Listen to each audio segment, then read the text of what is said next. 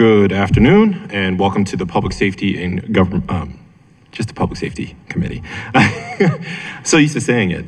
I'm Mark Conway, Chair of the committee and representative of the 4th District. Today we'll have a hearing for LO 25-0005, crime reduction and violence prevention, with a special focus on juvenile justice. In attendance today, we have, of course, myself representing the 4th District, my Vice Chair, Councilman Blanchard, representing the 11th District, and Councilwoman Porter, who just stepped out for a second, but will be back from the 10th District. All right, so for Bill LO 25-005, crime reduction and violence prevention, it is for the purpose of the committee holding regular hearings with the police department, the mayor's office of neighborhood safety and engagement, and other agencies to monitor the progress of the city's crime reduction and violence prevention efforts. This bill was introduced on January 27th, 2025, and it was sponsored by myself. To give everyone a little bit of context, we're going to be digging in today in the second part of our meeting on juvenile crime. This is an especially sensitive topic that we have been working pretty diligently, specifically on for the past couple of years in light of, I'll give someone some context. Maybe 2.5 years ago, we saw a significant spike in violence around young people, and we gradually saw that violence decline, which was great. We then saw an uptick in property crime, specifically around car thefts and other property crimes with young people. We have since seen that trend decline. That said, I think we want to have an opportunity to talk about how things are going. I continue to hear anecdotally about instances where young people sort of slip through the cracks, and I want to make sure that we as partners in this work are doing everything in our power to make sure that we support our young people, we hold them accountable when appropriate and necessary, and that we don't miss opportunities to prevent them from making that mistake again. So we have here in attendance, of course, BPD, MONSE, and we're very fortunate to have the Department of Juvenile Services attend today to talk a little bit about their work and how they add to the pie, and we will go from there. So we'll start first off with BPD, and Commissioner, the floor is yours. Good afternoon, everyone. I'm Commissioner Rich Worley. Thank you for having us. Do you want me to go around and introduce my people? Yeah, that'd be helpful. Okay. Seated right and to my right is Chief Reynolds from our Community and Youth. To her right is Lieutenant Colonel Edwards. To his right is Colonel Lee. And my Chief of Staff, Aaron Murphy. Jack Herzog is our Lieutenant Colonel over what is your section called again? I can never. Citywide Investigations. They just changed it, so I got to make sure I got it right. So. And then seated to his right is Lieutenant Colonel Holman, who oversees the Special Investigation Division. I can remember that one. So behind me is Lindsay Eldridge, our Public PIO Chief, Kara Ashburn, who works in Government Affairs, and Major Arnold Jenkins, who is the Executive Officer of our Community and Youth section. I'm going to give a high overview of the way things are going in the city for the BPD and the city in general. But also, the first thing I want to do is thank you all, thank our partners, who you'll see all the great work that's happening in the city isn't getting done by any one particular agency. It's all of us working together for the good of the city. MONSE, Department of Juvenile Services, State's Attorney's Office, and all our federal and state partners as well. But the first slide shows that, and I'll start, homicide numbers aren't even up there. As of today, our homicides are down 27% compared to last year, which saw historical lows, and our non-fatal shootings are down 25%. Year to date, we've had 45 homicide victims compared to 62 last year. One of the biggest increases that you'll see that I'm extremely proud of all the men and women that go out and do the work every single day is the slide that's up there now, our clearance rates. For the longest time, we were averaging somewhere around 40%, and homicides were up around 72. Non-fatal shootings were in the mid-20s. We're up to around 55. So, and all those other clearance rates go to the hard work of the men and women that you see on my right-hand side. They oversee these agencies, these units and divisions. Next slide, we'll go into arrests. You'll see our narcotics arrests. There we go. Narcotics arrests are up slightly, over 100 and some. Our handgun violations are right around even, and you'll see carjackings up, robberies up, attempted murder is down slightly, and murder is down slightly. But we've also had less murders the last couple years. So, that does not take into account the warrants that we have open. I think right now we have 8 murder warrants that are open and several non-fatal shooting warrants. Then you go to our gun-related arrests. The biggest increase that I see here that I'm really proud of is our patrol officers. The gun arrests and patrol officers is up slightly. Overall, as you see, we're right about even the last year. I'm not really concerned about the reduction in non-patrol because we refocused some units to do other things, and I'm really happy where we are now with patrol and our detective units.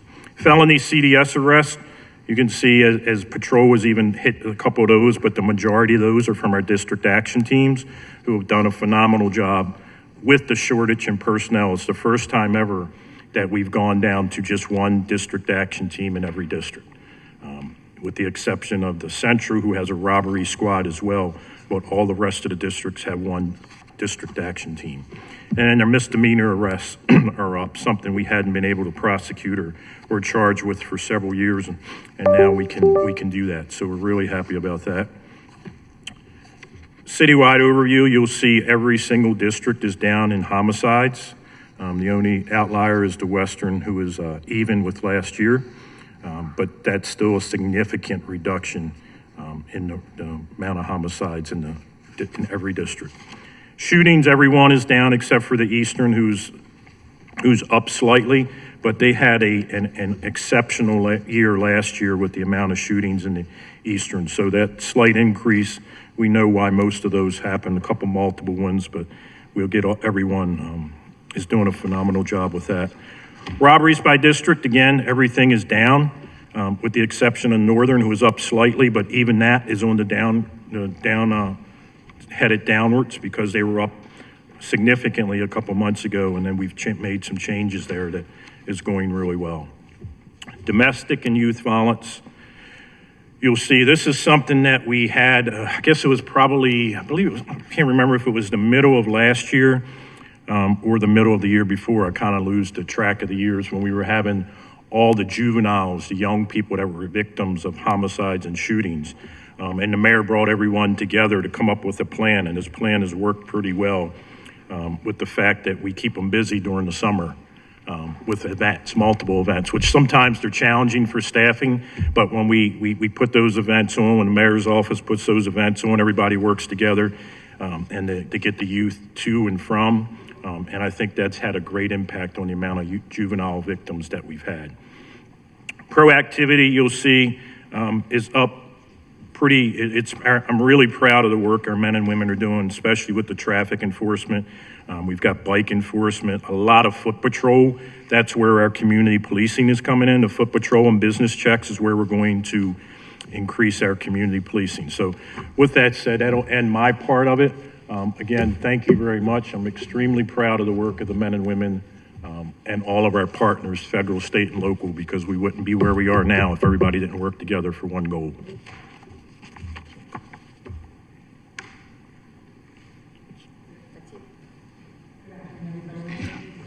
Could turn on the, there we go. Thank you. Good afternoon. My name is Lisa Reynolds. I'm Chief of Youth and Community Partnerships for the Baltimore Police Department.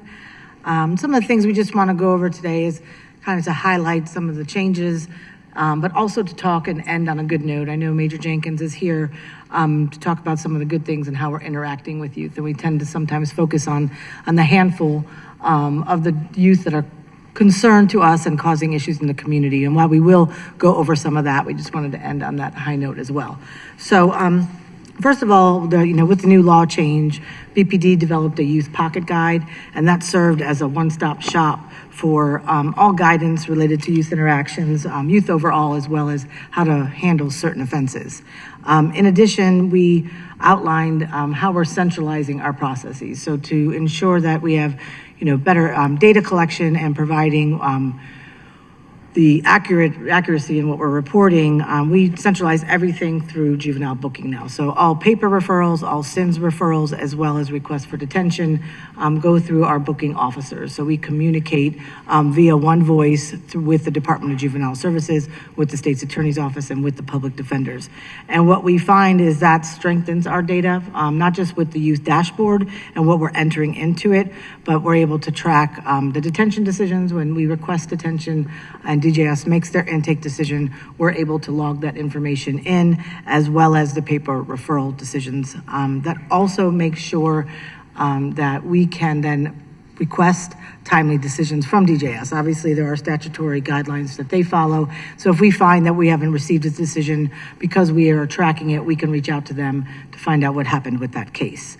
The other thing in communicating better, we're notifying Baltimore City School Police as well as city schools of reportable offenses. That information is important in terms not only for when the youth are returning to school, but for retaliation purposes. So we're speaking, almost daily with Baltimore City School Police as well. As far as case decisions and appeals, I just mentioned that we're requesting the information from DJS if we're not receiving it, but there's also a piece of the process that allows the Baltimore Police Department to appeal a decision. If it's a SINS decision that we may not agree with, we can appeal that to their regional director.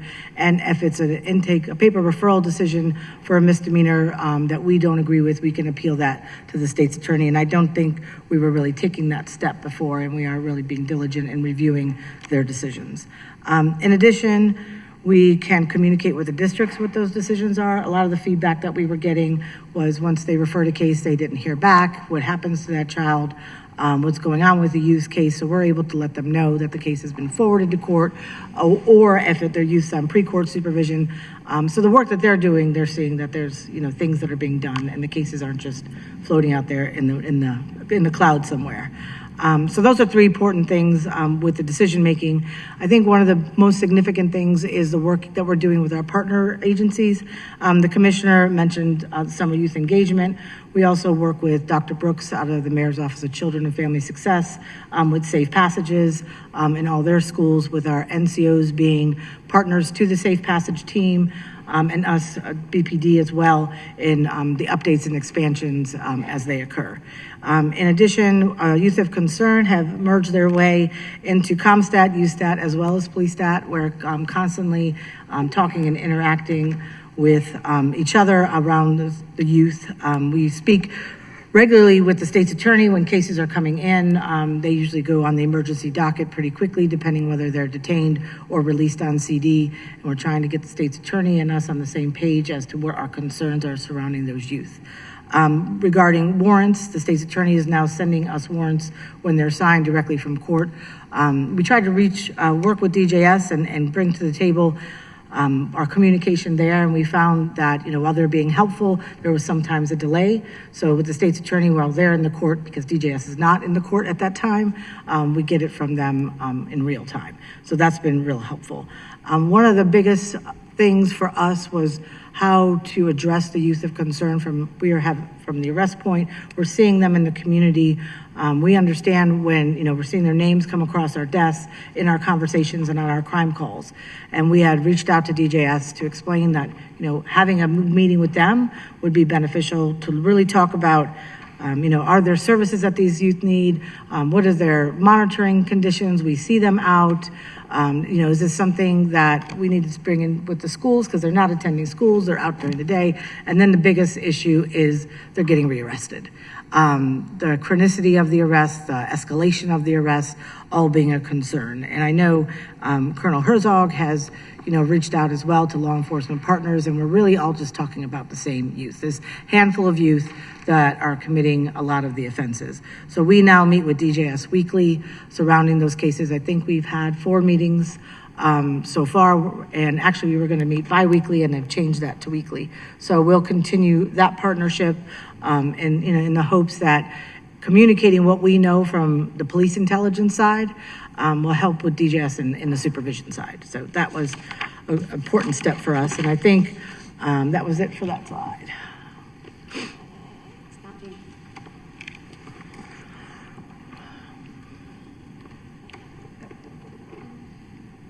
Thanks. So this is just to show you that we're really tracking where we have been with arrests. The difference in 2025 is that we, as it's noted on the bottom, have included paper referrals. As I mentioned, we centralized the process, so we're now tracking all this, so we know how many paper referrals exactly that we have. All this to be said, we're tracking where we were and don't see any alarming thing coming out of 2025 there. Can you hold on 1 second, Lisa? Before you ask your question, I want to acknowledge Councilman Gray, who's joined the hearing, and Councilman Blanchard. Thank you, Mr. Chair. So you're saying that with the change in the paper referrals, this isn't exactly an apples comparison? Like there's more? I'm looking at the yearly arrest totals, 25 versus previous years.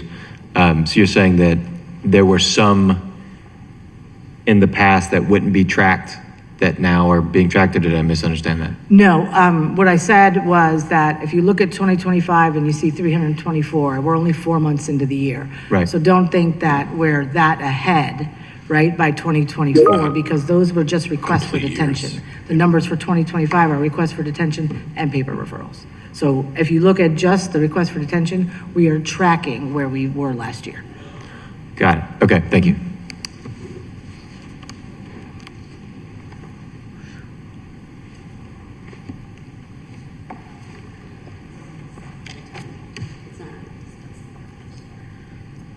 So this slide is just showing the juvenile arrests that we had in the previous slide, but broken out by district.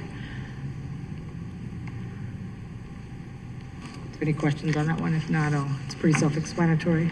And this is another scenario where we're looking at a complete year versus a partial year.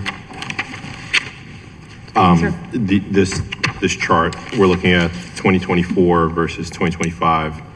But the 2024 numbers are for all of 2024 versus, through May 12th, theoretically, of 2025. This is the same slide from before.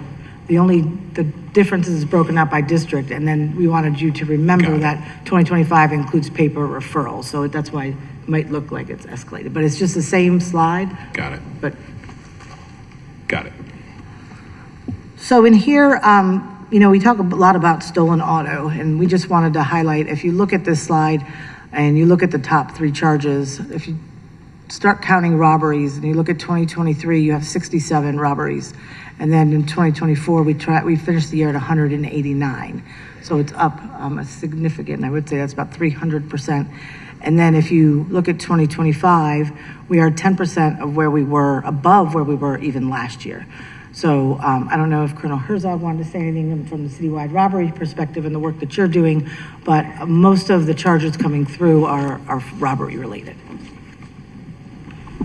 Yeah, just to kind of piggyback on that, I think we've done a really good job this year of identifying patterns and notifying and recognizing them early on. And so I'm happy to say that as of today, we have 0 active citywide robbery patterns. We've recognized the groups of juveniles that are offending in these types of pattern crimes, and we've done a really good job of recognizing them early and then putting them down. So our goal is to try to recognize these pattern cases before we get to the number 10. In the past, we had patterns that raised to the level of 80 and 90 cases that were being done by the same group of juvenile offenders. And so we've been able to recognize them early, stop them early, make the arrests, and then work with our partners to have some successful outcomes. So what you're saying is, by way of the data, you're not seeing quite as much of that reoffending from a core group as you have in the past. Is that what you're saying? So I don't think it's as widespread. So we have, it definitely is the same groups of people that are doing it, same groups of juveniles who are doing it. Yeah. And we're seeing that at times, they're doing 5 or 6 cases in one night. And then we're recognizing that early on, whether it's through GPS, through just recognizing and identifying them early on from video or whatever we have, and we're able to put them down quickly. Now, that doesn't mean that they're not getting back out. There are situations where they're getting back out and they're reoffending, but because we have familiarity with them, we're able to identify them in future cases. But it's a really small number of kids that are committing the majority of these offenses. Can you give me a sense of scale? Are we looking at 15 kids or 50 or 150? I would just say anecdotally, so on a weekly basis, when we meet with our partners at DJS, we typically go over about 10 names. Those are probably the most problematic, but I would say there's probably 50 names that when they come up on a daily basis or on a weekly basis, the commanders and the commissioner, like we recognize, we know those names pretty much by heart. We're familiar with them. That's very helpful to note. I feel like that's very manageable. So thank you for clarifying. Yes, sir. Yeah. One of the things that we're currently working on that we wanted to highlight is our youth advisory board. There we go. One of the things that we're currently working on that we wanted to highlight is the Youth Advisory Board. While it is something outlined in the consent decree, we also think it's a great way to advise the police commissioner as well as the department. We're building out the framework right now because we want to make sure that, the youth are engaged, that it's a productive, it can be fun, and we don't want, to bring a bunch of young adults in the room and make them read policy and tell us how to, write a policy on interacting with youth. In addition, we're trying to find some fun locations that we could meet at and actually expanding it a little bit to not just be, teens, but coming up to the emerging adult population that, can also be helpful and productive with the advisory board. The other thing is we're looking to include system-affected youth. So not just youth that are interested in things that the department does, but those have been, have had police interactions. And this way we can make sure that we include their voice as well. In addition, we're working with the Mayor's Office of Employment Development through YouthWorks. We select about 30 youth a year to do some government internships or working with governments through YouthWorks, and we're trying to design that. So one of those days each week while they're involved in YouthWorks, they're actually helping us build what the Youth Advisory Board will be. So they'll get paid, we'll get youth actual feedback on how to build this out, as well as sustaining it moving forward. So we're thinking of finalizing this proposal by the time YouthWork ends, get it through, approval through the police commissioner and present it to the monitoring team in DOJ. And then hopefully by the start of the school year, we'll have our built out youth advisory board.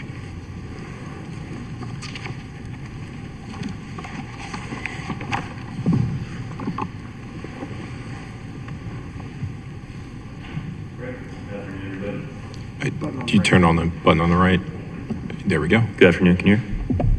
All right, good afternoon, everyone. Major Arnold Jenkins for the Youth Community Partnerships Division. I'm going to start off with the junior cadets. So I am happy to say that we've seen significant progress. Some of the challenges that we saw with recruiting going back to 2020 around the time of COVID, we saw some difficulties there. But that being said, we've gone from probably less than 15 to 62 junior cadets at this point. So we do have coverage across all 9 districts at this point, representing over 20 different schools. Just looking at the age range for the program itself, it's 15 to 17. The curriculum in particular is focused on public safety, nutrition, education, employment. That being said, we also additionally have other program areas that we're exploring for discussions. So similar to youth dialogue, we are going to cover things such as law, forensics, crime prevention, and then facilitate the discussion on a weekly basis so that they are having contact with policing and are able to ask questions and have those questions answered. So additionally, beyond that too, we're also ensuring that we're focusing on preparation to become a cadet. So ultimately, we do want junior cadets to become cadets and then, of course, become trainees, as well to join the Baltimore Police Department. So very recently, we did have an officer trainee who joined us from the cadet program. This is something that we definitely want to see more of and that we will continue to prioritize. Looking at goals, full capacity looks like 10 in each district. So you have 62 currently. We're at over 2/3 at this point, meaning that 90 would be full capacity. And then looking at some of the other events that we've had previously too, we try to make sure that it's balanced, not only including law enforcement curriculum, but also including a lot of contact and participation in community events as well. So I can give you a few examples of a crime lab visit, a visit to headquarters. We've also done additional things such as going to the communications 911 call center.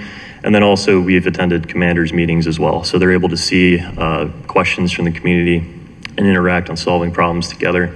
Other things have included fun things like, ice skating, turkey giveaways as well, make sure that we're participating with community members in their events.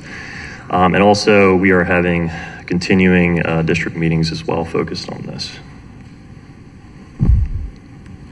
So moving on to the Cal Ripken Senior Foundation, I'm really excited about bringing this back. So I've participated with this actually years ago as well. So my experience was in the Webster Kendrick Boys and Girls Club Rec Center and also in the CC Jackson Rec Center.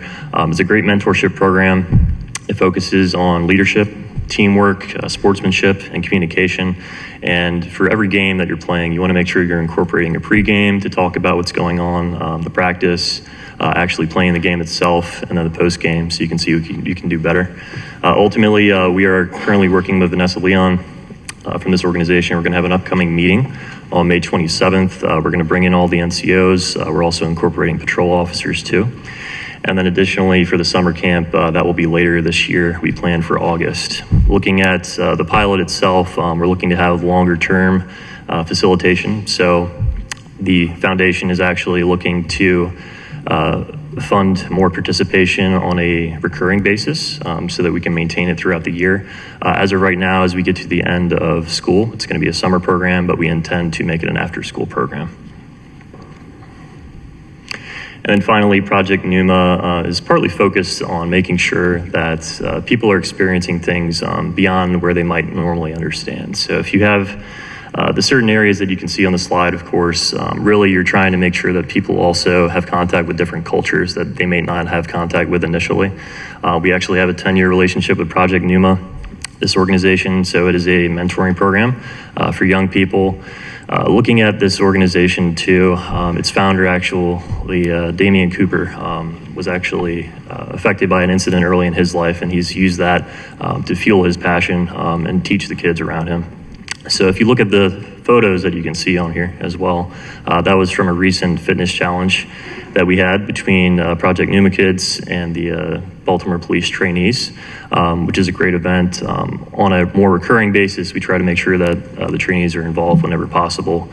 Just looking at the partnership itself too, beyond the fitness challenges, we're looking to make sure that the trainees also understand, some of the questions or concerns that the kids might have, making sure that it's a positive experience for everybody, and ultimately just allowing, positive police-youth interaction.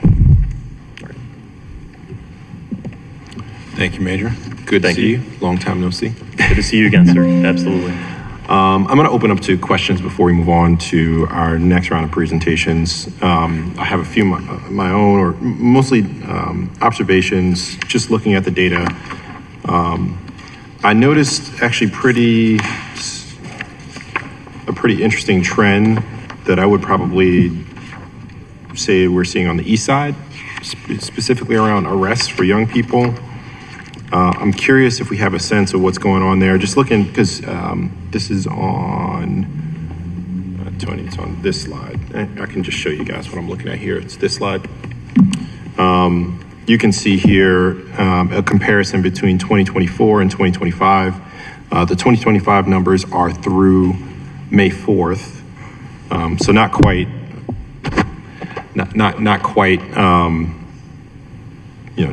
just a few months into the year, but compared to yearly numbers for 2024. And I just looked at the east side, and we're seeing in Southeast, Eastern District, and Northeastern District spikes there. Are we seeing some sort of trend on the east side? Are we? So I would say from like a robbery and a stolen auto perspective, we did see some early on patterns and that were touching the Southeast and the Eastern. There's also been a few recent cases from some of the problematic youth offenders that I was mentioning earlier that were part of some of those patterns and trends where we made some arrests. Okay. And have we addressed those issues, or are we still seeing these trends, or?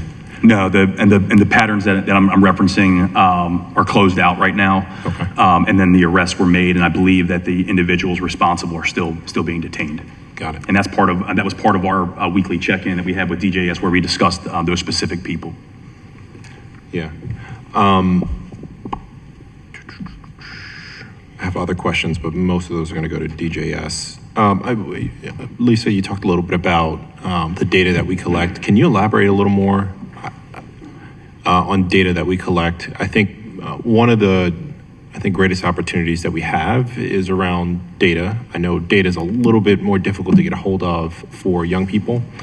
I'm very curious about outcomes. Once they interact with us being the police department, and either we make a referral for detention or otherwise, do we have some sense of the outcomes from those instances and how often those recommendations for detention or otherwise result in actual detention or play out in some other fashion? Sure. So first with the data, Yeah. as I said, by centralizing and everything coming through booking, I think we're really strengthening the data that we have.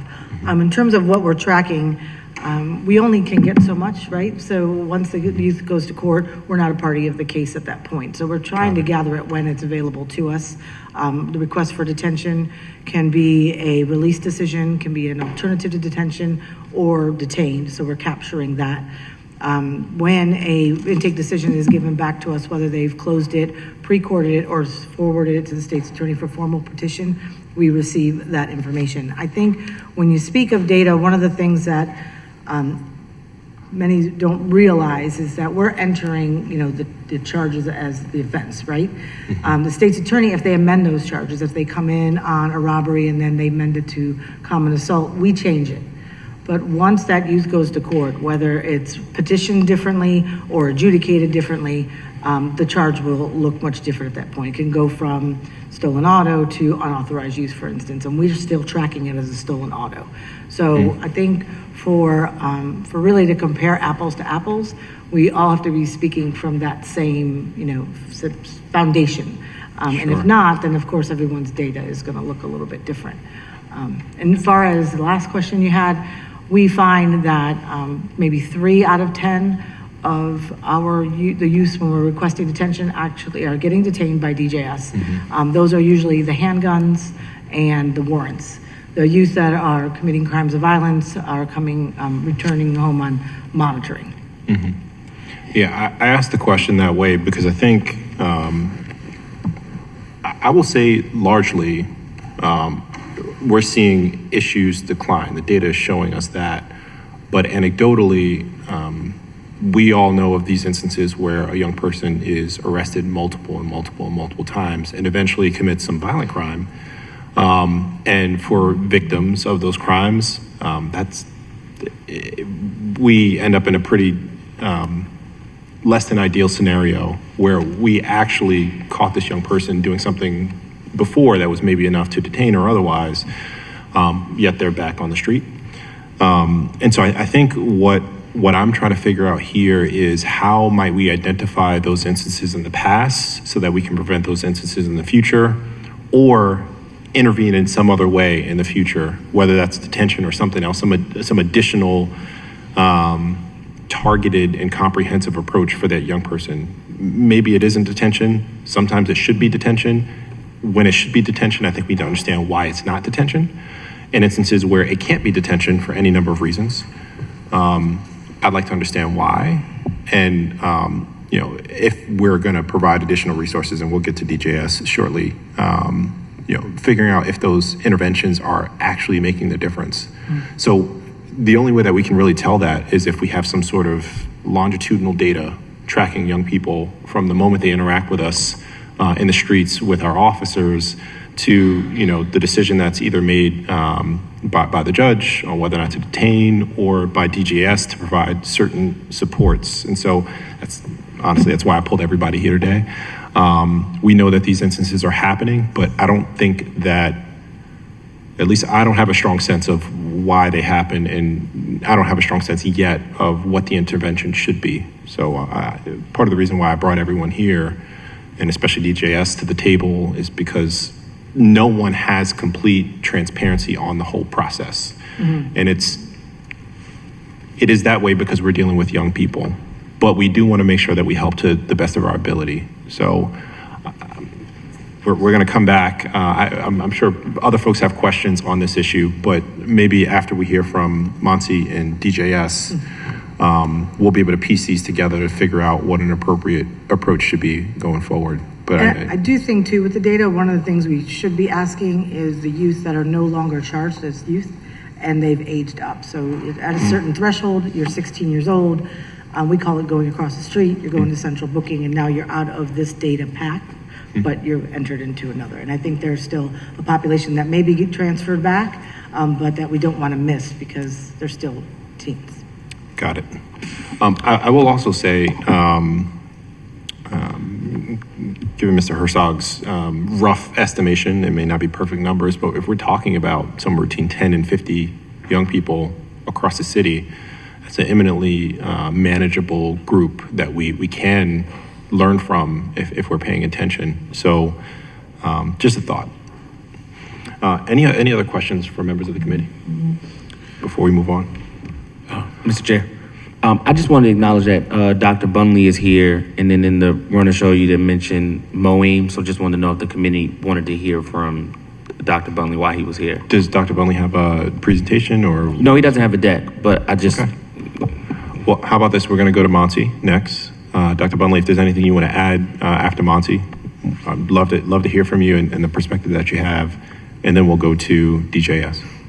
All right, so Director Mavronis, please, go ahead. Not really a question. I'm really interested to hear about the badges for baseball program. Seems like a great idea. Generally very enthusiastic about youth sports. I guess just a super quick question for Major Jennings. Have y'all spoken with the Orioles about this? I'll repeat that, sir. Have y'all any interaction with the Orioles about this? About the program? So we've spoken to Vanessa Leon. She's from the foundation, sir. Okay. So we're definitely going to explore it. So they will have a summer camp out at Aberdeen in August. Yeah. Typically, there is a partnership. That being said, we're looking to do everything we can to collaborate. In the past, I've really enjoyed the program. It's really a great engagement opportunity, especially when it occurs spontaneously. Typically, we were just going into rec centers. You pick up a game, depending upon who's in the rec center at the time. But the real great thing about it is officers are in uniform going in, they see that they're police, they're able to have a positive experience. But definitely we're gonna, of course, explore that. And yeah, this is totally my cup of tea. Very, very cool. The only reason I just bring up as a thought is I've noticed that for on a couple different occasions when I have the chance to speak with the Orioles, I think under the new ownership, they are acutely interested in getting more involved in historically black neighborhoods in the city that have, the Orioles and baseball is kind of left and whatnot, right? And so I would suspect they'd be really supportive if y'all have a good request for them. So.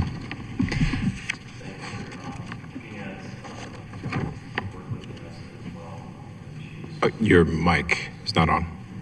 I know that Vanessa's prioritizing the expansion as well of the program, so that'll be a conversation I bring up with her. The good thing is she used to work with the governor's office too previously, so she's had prior exposure to putting on projects such as this. So we're looking for great success with the program. Awesome. Thanks, Major. Thank you. Director Mavronis, the floor is yours. Thank you. Good afternoon, committee. Appreciate being here with you all today. We do have a slide deck to share. And so one of the things I'll share just as we get started in looking at this topic, one of the things that we wanted to do on behalf of Monty was focus on what those intervention points are that where we engage with young people. One of our key goals is preventing unnecessary law enforcement engagement, unnecessary system involvement where we can, and certainly where we have an opportunity to intervene with a young person who may have committed an offense, doing everything we can to ensure they're not ending up in that category of repeat offense that we heard about earlier. So I put together this flow chart of our different touch points spanning the realm of engagement, prevention, intervention, and accountability. You can see that some of our initiatives span different areas, but just a helpful visual to show the different entry points. When we're thinking about summer youth engagement and coordinated neighborhood stabilization response, those are really place-based, proactive engagements. Sometimes we're getting intel about a corner where we should engage with some young people, and so that may be one of the ways that happens. School-based violence, definitely definitely spans the realm of prevention and intervention on specific cases. Sidestep youth diversion, which I'll talk about here as well, in that realm of intervention. And then GVRS, really one of our strongest interventions for people who we know are group member involved, who are connected to violent incidents. And even if they are young people, that's one of our strongest interventions that also has a component of accountability. All right, so I know we just were with the City Council about 2 weeks ago, sharing a lot of this in depth, so I won't belabor the point on summer youth engagement, but I did want to share some information here about the data. Just a few interesting things that have popped up in the data. This is a heavy information slide, so just a couple things I'll pull out here. This does not include our most recent weekend's worth of data. You can see this goes through 5/9. At that point in time, I think about 5 weeks into our strategy, we've had 68 recorded encounters and engagements. You can see a range of engagements from age, between the ages of 12 years old all the way up to 25, so really engaging with youth under 18, but also young adults.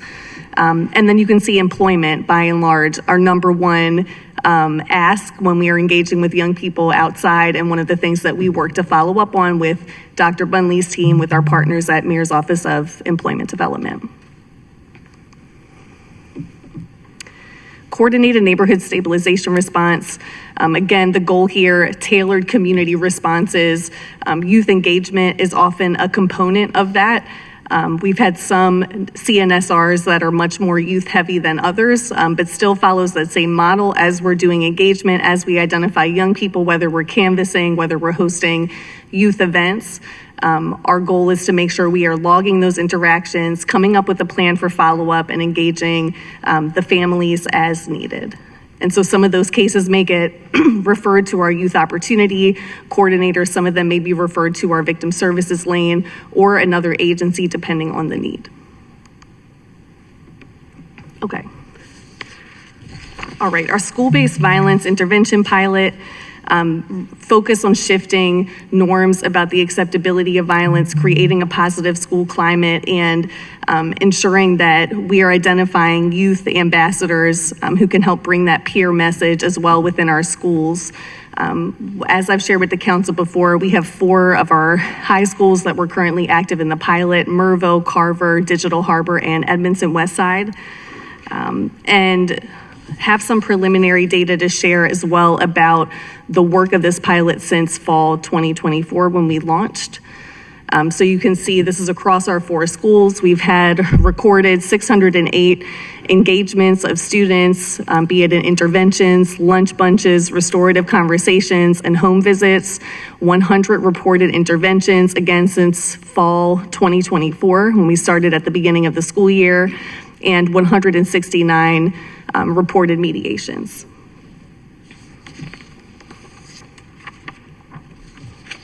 All right. So sidestep youth diversion, this is a component, this is an element that's been a part of the mayor's comprehensive violence prevention plan from the beginning. This was an initiative that we piloted in the Western District in January 2022, and working closely with the Baltimore Police Department, who would make referrals to us of eligible young people.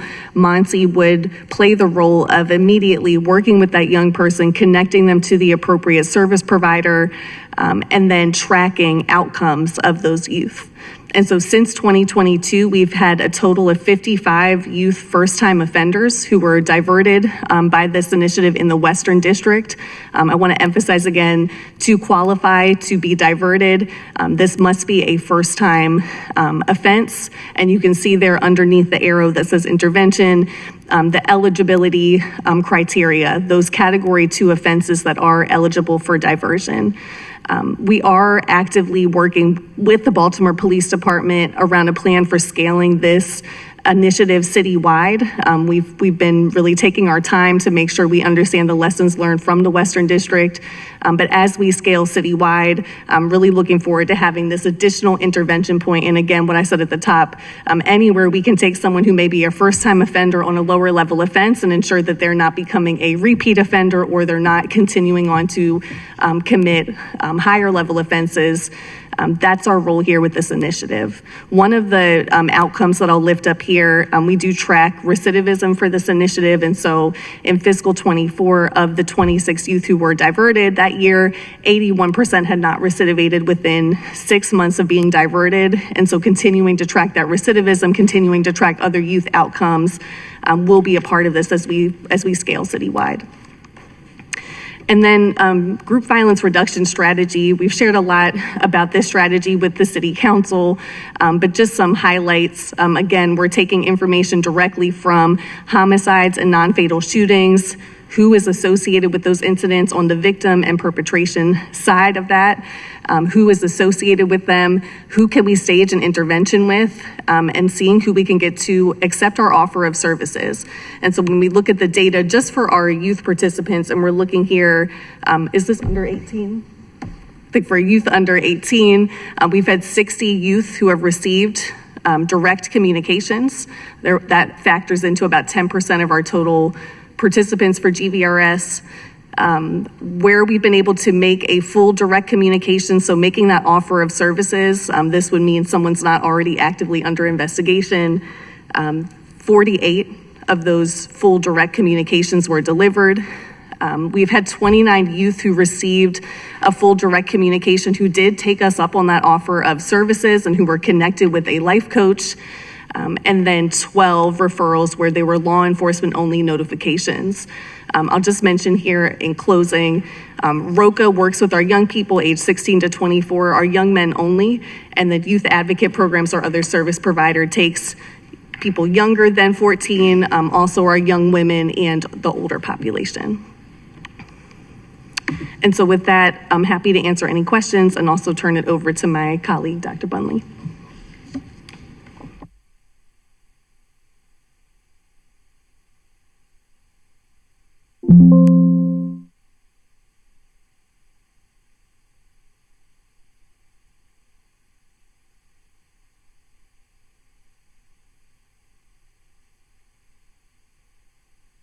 Right side. Okay. There we go. Is that right? Can you hear me? All right. Good afternoon, everybody. I'll be very, very happy to share the data slides after the fact. Share your name. But I will. Your name for the record. Oh, okay. Yeah. I'm Andre Bunley, Director of the Mayor's Office of African American Male Engagement.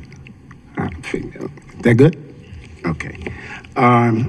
Again, I'll be happy to share the slides, the fact slides after the presentation, but I will share that the information that I'll share is about an aggregate number of 156 young people with whom we work.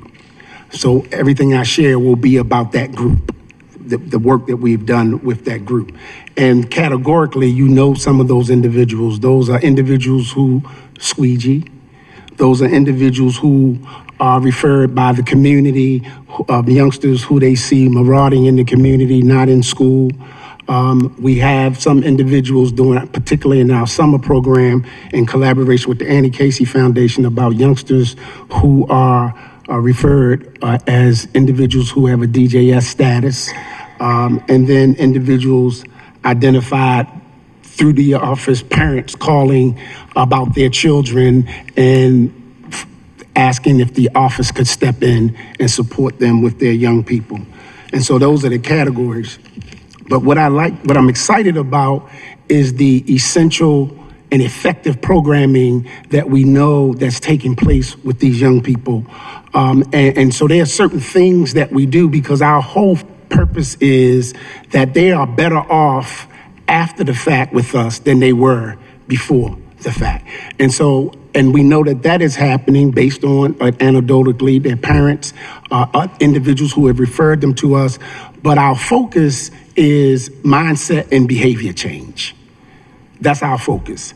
If the strategy is effective, it happens and it exposes the young person to that strategy, and you see progressive development in the young people. And I can give you one anecdotal number that you all are familiar with, that of the 180 youngsters who were once squeegeeing, there has been an 80% reduction in those individuals. Now, we still have individuals who are out there That's a side, and I can talk about why we know specifically why that is the case.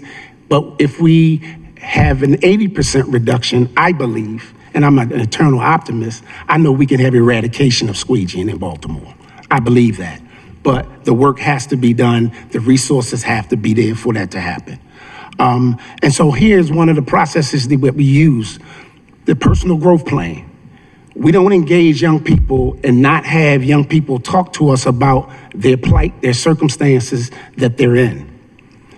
We don't engage youngsters and not begin to ask them about their why, their purpose.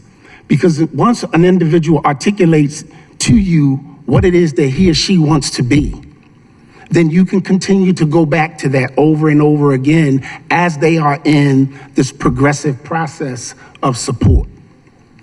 So we make certain that all of our youngsters have a personal growth plan. The youngsters with whom we work, they're broken down as school-age youth, and these are youngsters 18 and under, and then we have non-school age youth above 18. But what is it that we do with those young people? What we do with them is we take them through what we call an ABC process. Those who are in school, we monitor attendance, behavior, and course performance, or we call it core performance.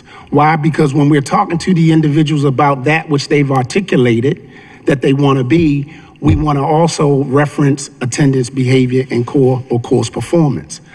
Bottom line is we need an alignment between what you've articulated you want to be and what you want to do and your actual showing up to be that.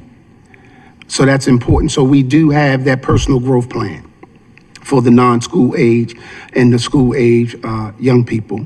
1 day's work, 1 day's pay. One of the things that we're very clear about, and I'm glad my colleagues from DJS are here and they have it in the Thrive program. We see that process. You can't live in a capitalistic society with no capital. Many of our children are beleaguered or besieged with poverty. But we're not just talking about financial poverty, we're talking about the mental poverty, the curriculum poverty, role model poor, all of those things, right? But we know that the 1 day's work, 1 day's pay works because back to those youth that squeegee, what we've been able to do is swap the venue where they receive their money. So that we're getting their money on the corner squeegeeing. We're saying if you're going to school, now you don't have to abort school, hook school, as we would say, and then go down to the corner to go get money. You can go to school and come to our after school programming or our weekend programming, and we can ensure that you get some monies, but at the same time, we're working on your mind.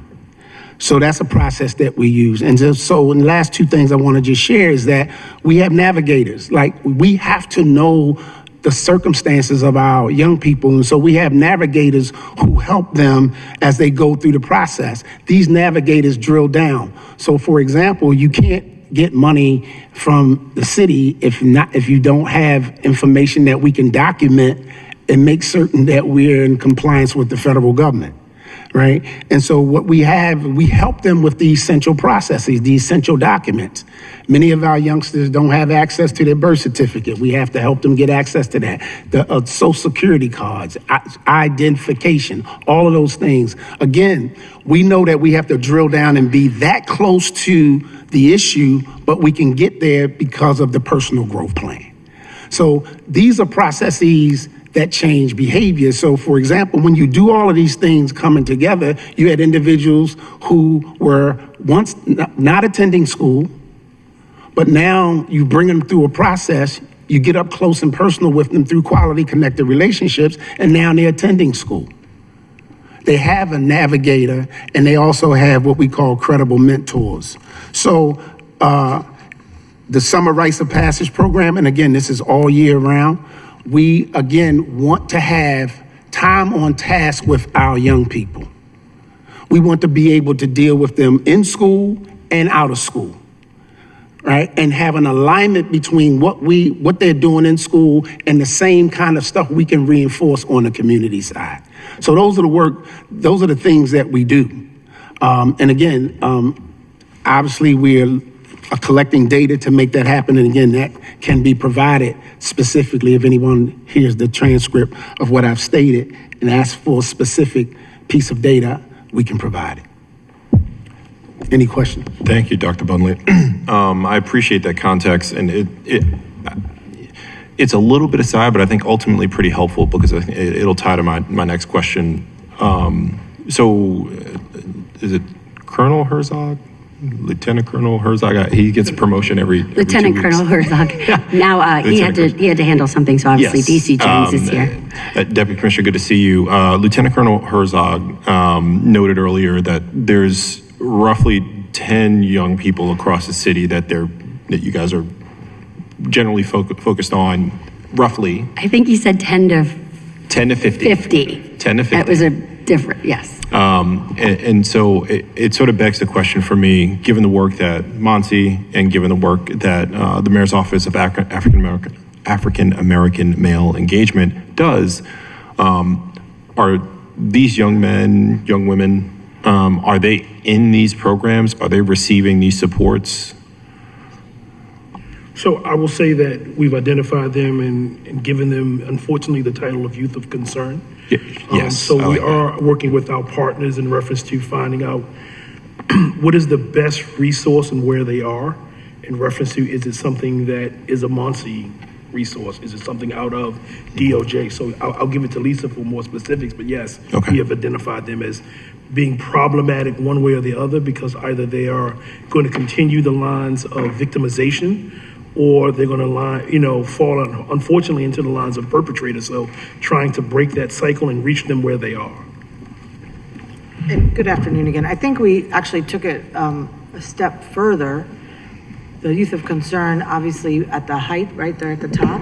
So what we're trying to do now is not just work with DJS and identifying, the concerns we have with those 10, but also I had a meeting with the Assistant Deputy Mayor, Noel Lugay, as well as I brought in DJS and met with their, I think it was Executive Director of Strategic Initiatives, because we're trying to get the opportunity to work with all the youth coming through the door.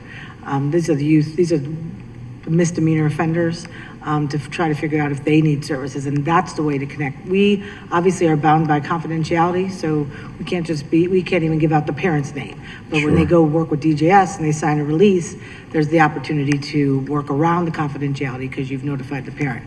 So we're actually opening up, and I think Dr. Bunley had mentioned that in USTAT a couple of weeks ago, where we can start and at the bottom so we don't get to the top. Go ahead. Yes, so one of the things you're going to hear, I know you're going to hear from our partners because they are connected to the group I'm about to mention. A lot of people do not know, but We Are Us, the movement, was birthed out of the Mayor's Office of African American Male Engagement, and I had to do the ethical work to separate myself as one of the founders of it. But one of the things that you're going to hear about We Are Us, and they're connected to the Thrive program. What you're going to hear is that work is being done, but you have to have the right people who have the right stuff to work with certain young people. And that's happening.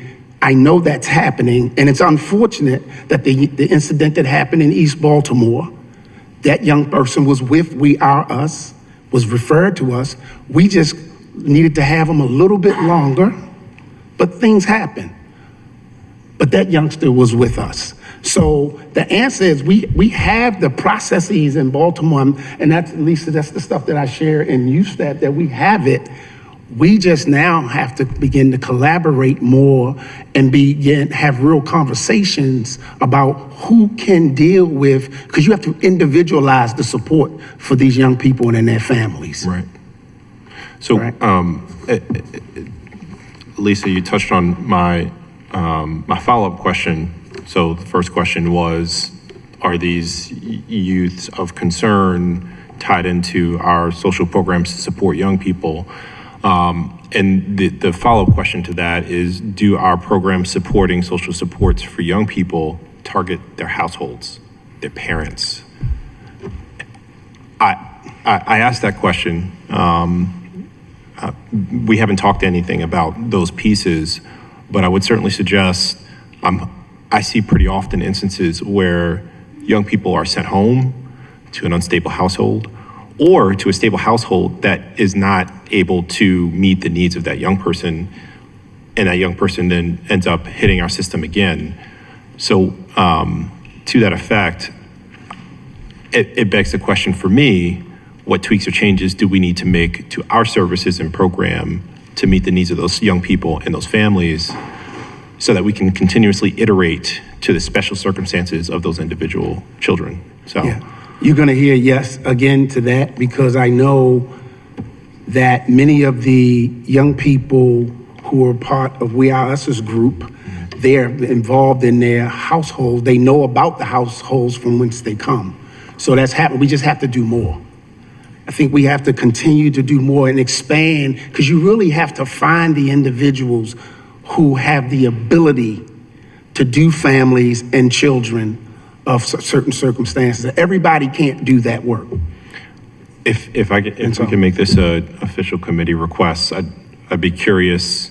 We can ask for the specific young people that are involved in these programs, but I would be curious about what programs we have to support families, parents, guardians of these young people when we do come across them, because ultimately, whether they are detained or not, at some point they will go home, and they're going home to people that may need supporting those young people. So thank you, Dr. Bunley. I appreciate the work you do and the perspective that you bring to the table.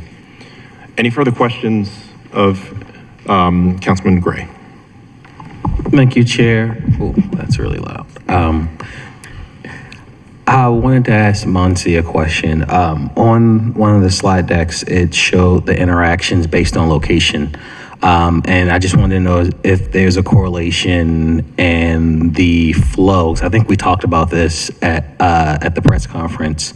It looks like the number 3 highest area of engagement was Fed Hill, and then it goes to the harbor, and then it goes to Fells Point. And it looks like that's like the flow of where the kids may be going. So could you clarify that? And then also just speak to just some of the great things that you guys are doing to make sure that you guys are interacting with the kids, and also for MOAIM, what they're actually doing in support of Muncie, and when it comes to this youth summer engagement strategy, to make sure that we are meeting the kids where they are and offering them the resources. So I think a couple things are going on here with the data, and thank you for that question, Councilman. We do have a number of our teams deployed in and around the harbor, so I think when you're seeing like Rash Field pop up, it's a beautiful public space, and so we see a lot of young people hanging out around there, families hanging out around there. Sometimes we're seeing those same young people go from Rash Field to Fells Point, and we have teams in that area as well. This summer so far, or spring, anecdotally, we're starting about 6 weeks earlier than we have historically. So we're seeing slightly different dynamics than we may see when summer break officially hits. But I know last summer, we did see a couple nights where the kids would go from one location to another, and we would kind of see the same faces from one spot to the next. We keep an eye out for those dynamics. The other thing I would say with the data is, because we're only a few weeks in, we have some new staff. We want to make sure the data is as robust as it can possibly be, and we're capturing all of those engagements. So I think we're doing a good job. When we compare what this looked like last year when we started collecting the data this way, it seems like we're getting more encounters and engagements. And so one of the things that we're doing to bolster that, we don't just want people standing around monitoring presence. That may be one aspect of their role, right? But the key is engagement, and that's what's important for the mayor, is engagement, connection to services, and making sure young people get home safe. We have different kinds of development opportunities all throughout the summer. So one of the things we just did on Friday, Major Jenkins helped put together a presentation where we were really helping build everyone's situational awareness about how to engage in a group, how to work as a team, how to do that that communication with a young person, and then had a presentation from Roca about how they do their relentless engagement, so we can think about how that tracks to this work. So we'll continue doing things like that all throughout the summer. The last part of your question, Councilman, can you remind me? Yeah, the last part was just, you already talked about your engagement, but I guess it was for MOAIM. And what ways are they supporting you guys in this engagement work to make sure that we're meeting the kids exactly where they are? MOAIM is an essential partner. I mean, we do this in many ways together. So Dr. Bunley, Tracy from MOAIM, they're out there with us. The MOAIM outreach staff, they were on the ground with us heavily last year. They were the heart of our engagement. We can't do it without them. And I think all of the expertise that you just heard Dr. Bunley mention, when we're out on the ground level and we have a young person who says, I want a job, that connection's made in real time, and there may be some follow-up that happens in the next week, but we know if that referral is going to MOAIM, that there's going to be follow-up, that there's going to be that connection, and we're going to understand what happened there. And so we work in complete partnership, and that I think is essential for us to have a successful summer. Yeah, thank you for that answer. And I guess with us starting early, which is an amazing idea, and staying later as far as not ending in the summer, but going through September. I remember I was telling neighbors about that, and they just thought it was just the greatest idea. So I want to commend you guys for just really doing the work. But we're asking MOAIM to do more now, correct?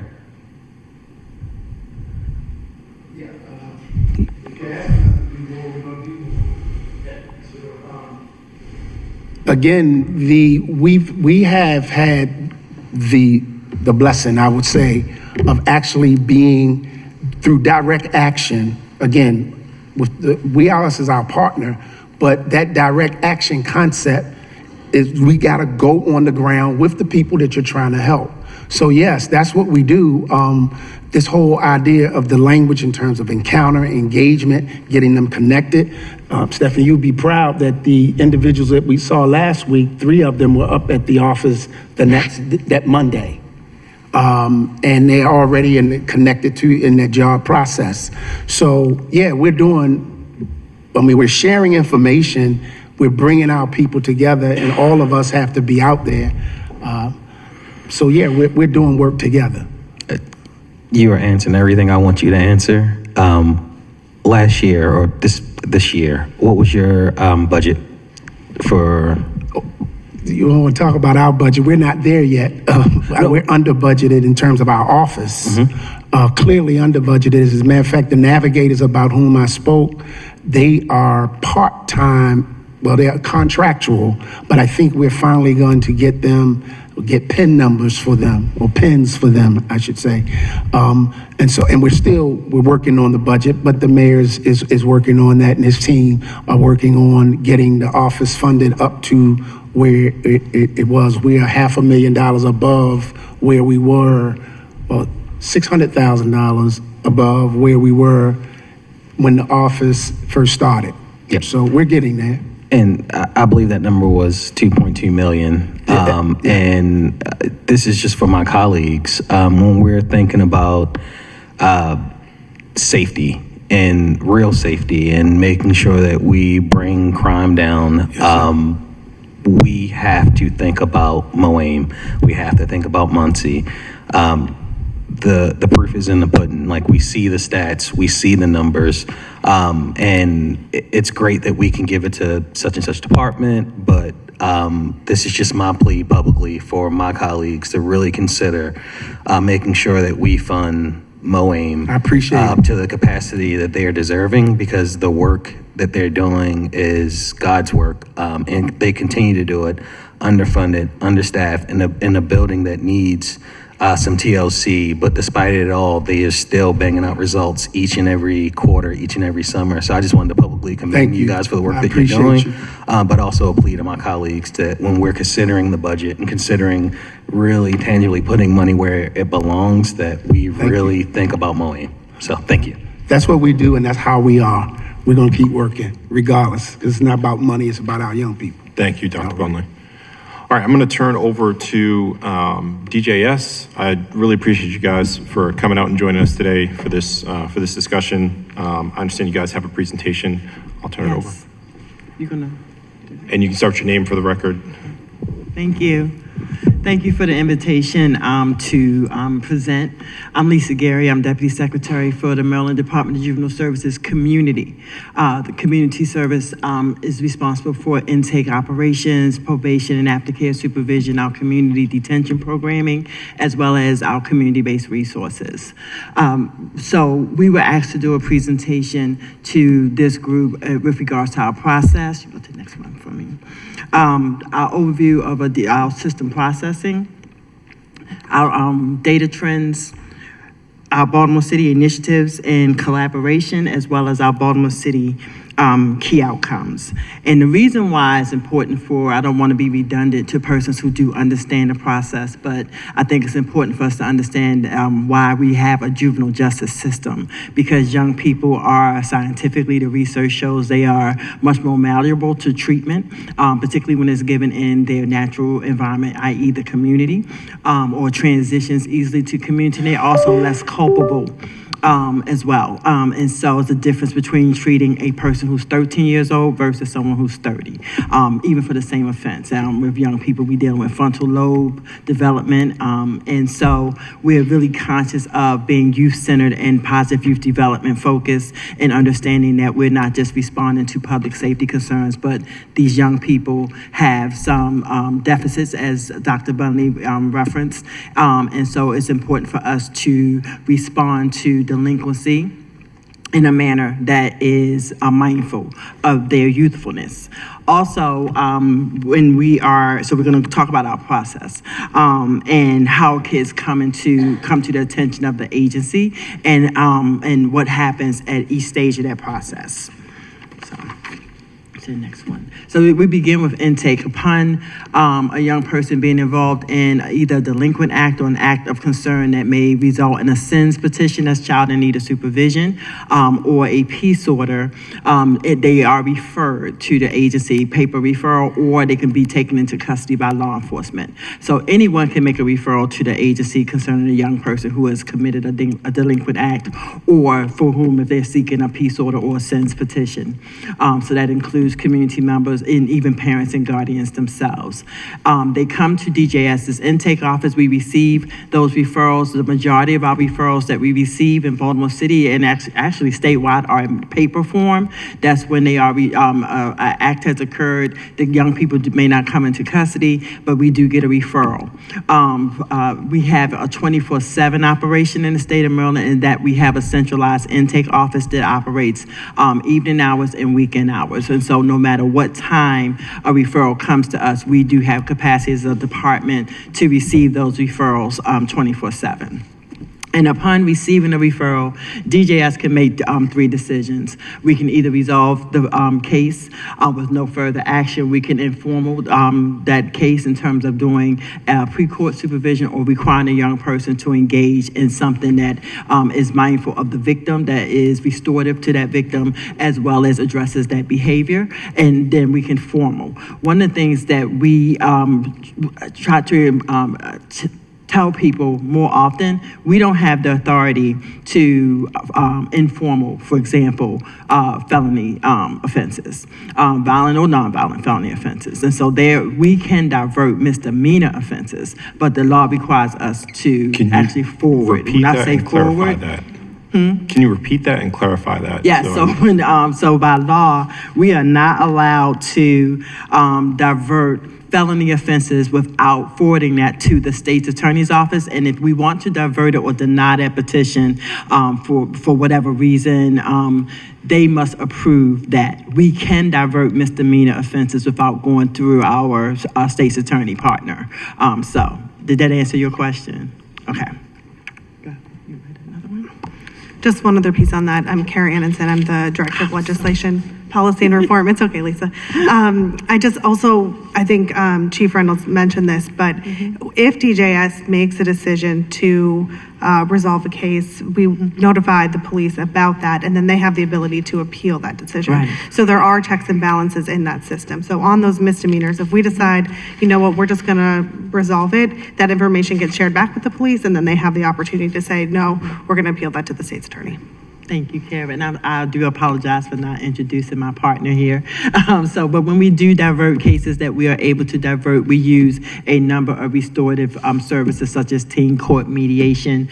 We also do a number of therapeutic programs. And 82% of our Baltimore City youth who we are able to divert and have diverted have no new sustained offenses within 1 year.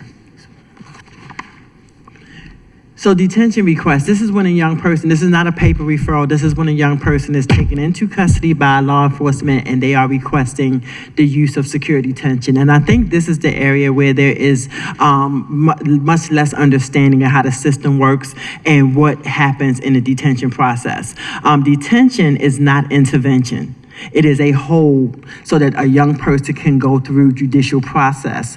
That means they've been arrested, they have been alleged to be engaged in something, an act of delinquency, and then there are a number of judicial processes that they have to go through by due process. And so when we are asking, when the police ask us to hold a kid, what they're saying is that this young person is what we believe to be a danger to public safety, and we would like you to place them in security detention. DJS in response does what we call an objective screen. That screen is through our detention risk assessment instrument, and we are establishing risk of a young person doing two things when we're considering detention. Is he or she a risk of not appearing for court?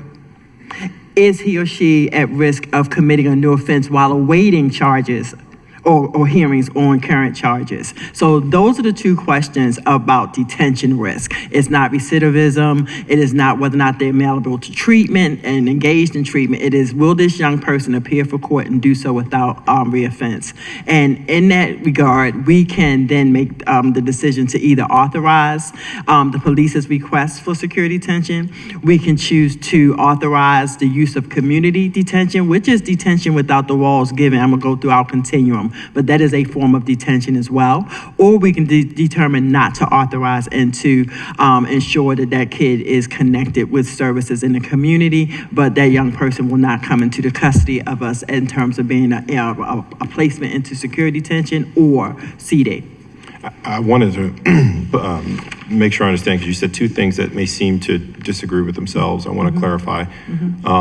So when you're determining on whether or not to detain or not, the two things you consider are risk of failing to appear and the risk of reoffending before the hearing. But previous crime is or is not considered in that assessment? It is considered. So when we do, our D-Ray has to be validated every 5 years by law. We just revalidated our D-Ray in 2024 and launched the new one in January of this year. And so when we're looking at a detention risk assessment instrument, the things that are weighted, the factors that are considered to speak to a young person's risk is the age. At the time that they have been engaged, younger kids have deemed from our research and from the validation study to be at a higher risk of not appearing for court or reoffending. Also chronicity, the number of kids who have had multiple referrals for misdemeanor offenses and or have been placed on alternatives to detention in the past. Another weighted factor that we look at is the history of auto theft and understanding that chronicity there was determined through the validation study to be indicative of highest risk of a young person not appearing for court or reoffending while awaiting those hearings. And then history of failures to appear. That means they did not appear for court appearances. They did not, or they had AWOLs or escapes, meaning whereabouts unknown, if they are in the community. So those are some of the things that we look at. But we also consider what is determined aggravating and mitigating circumstances. We may have, for an example, a very engaged parent where we feel confident that they will support supervision in the community, or we may have one who's not engaged at all, and young person's chronicity, those youth of concern and how they continue to show up, those are the ones that become increasingly concerning for us. And so we may even if the risk score is one thing, saying that they are not at the highest risk, we can we can consider aggravating factors to hold those young people. Yeah, I think that you started to touch on one of the questions that I had as you were talking, and that is around the parent or guardian and their readiness to sort of provide oversight and support for that young person before their hearing. And then the other consideration is community input. So if the community, for instance, knows that this young person has been really kind of going through it and causing a lot of trouble, and maybe this is the one time they got caught, but there's much more to the story. Is that at all It's considered, or- yes, okay. sir. One of the questions, one of the products of the collaboration that we do with Baltimore Police Department, the Youth of Concern meetings, is when that happens in the community and/or police have more information that inform us of aggravating factors more so than anything. And so we've asked that they do an addendum to the actual complaint to state what those factors are so that we know that there should be due diligence given to any aggravating factors. So that would come from the officer. That would come from the officer, yes. Okay. And so, and sometimes it comes from the conversations that we have with parents because we reach out to parents directly, and they may have information that is not easily known or readily known just by reading through a police report. And it just kind of popped in my mind, but I'm sure this happens. Are there instances where the parent says, I don't know what to do with them? Say that again. Where a parent says, I don't know what to do with this young Yes, person? that's always the case for the most part.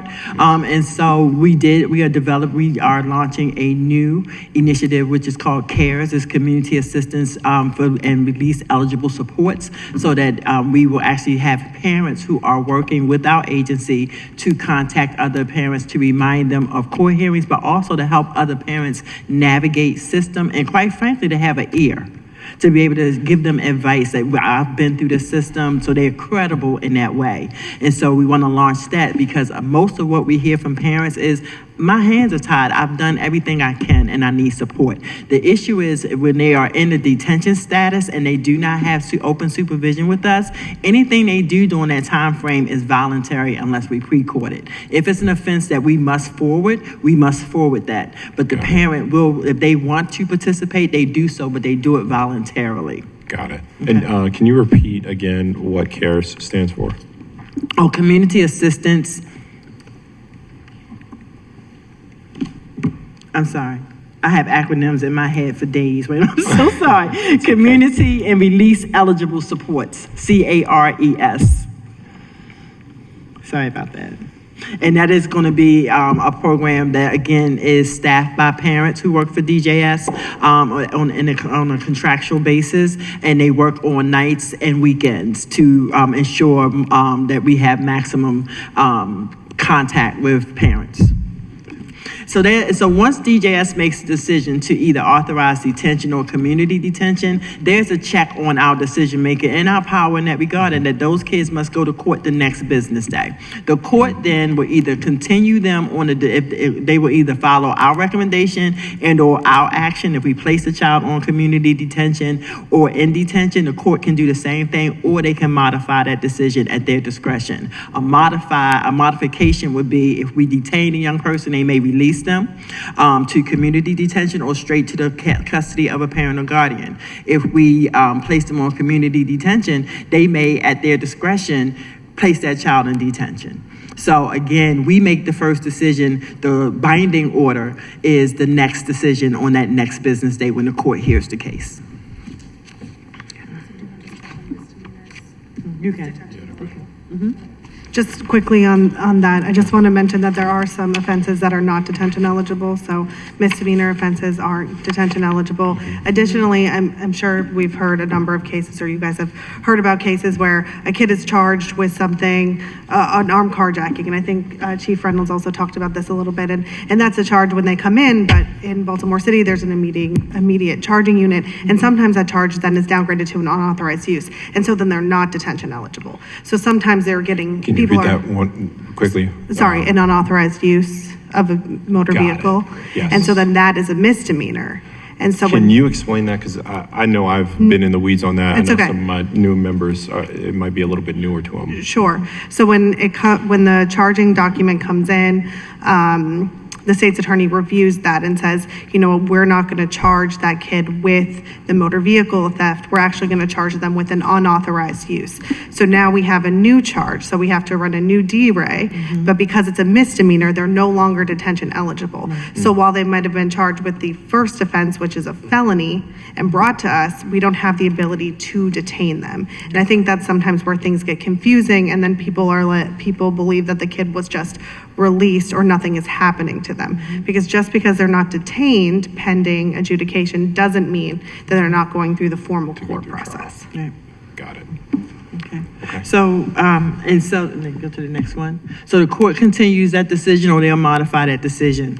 When we place kids on community detention, there are 4 levels of community detention. So again, seeing kids out in the community once they've been arrested does not mean that there has not been a response, but again, the window of detention from the time of arrest through court decision-making, whether that child has been deemed to be engaged or facts sustained on the case, that's the window for detention. And so if we place a child on community detention and they're in the community, more often many of those kids are on some form of community detention. Community detention, the power of that is really in the monitoring service or the array of monitoring services. And so they get direct contacts, face-to-face phone calls with both youth and parent.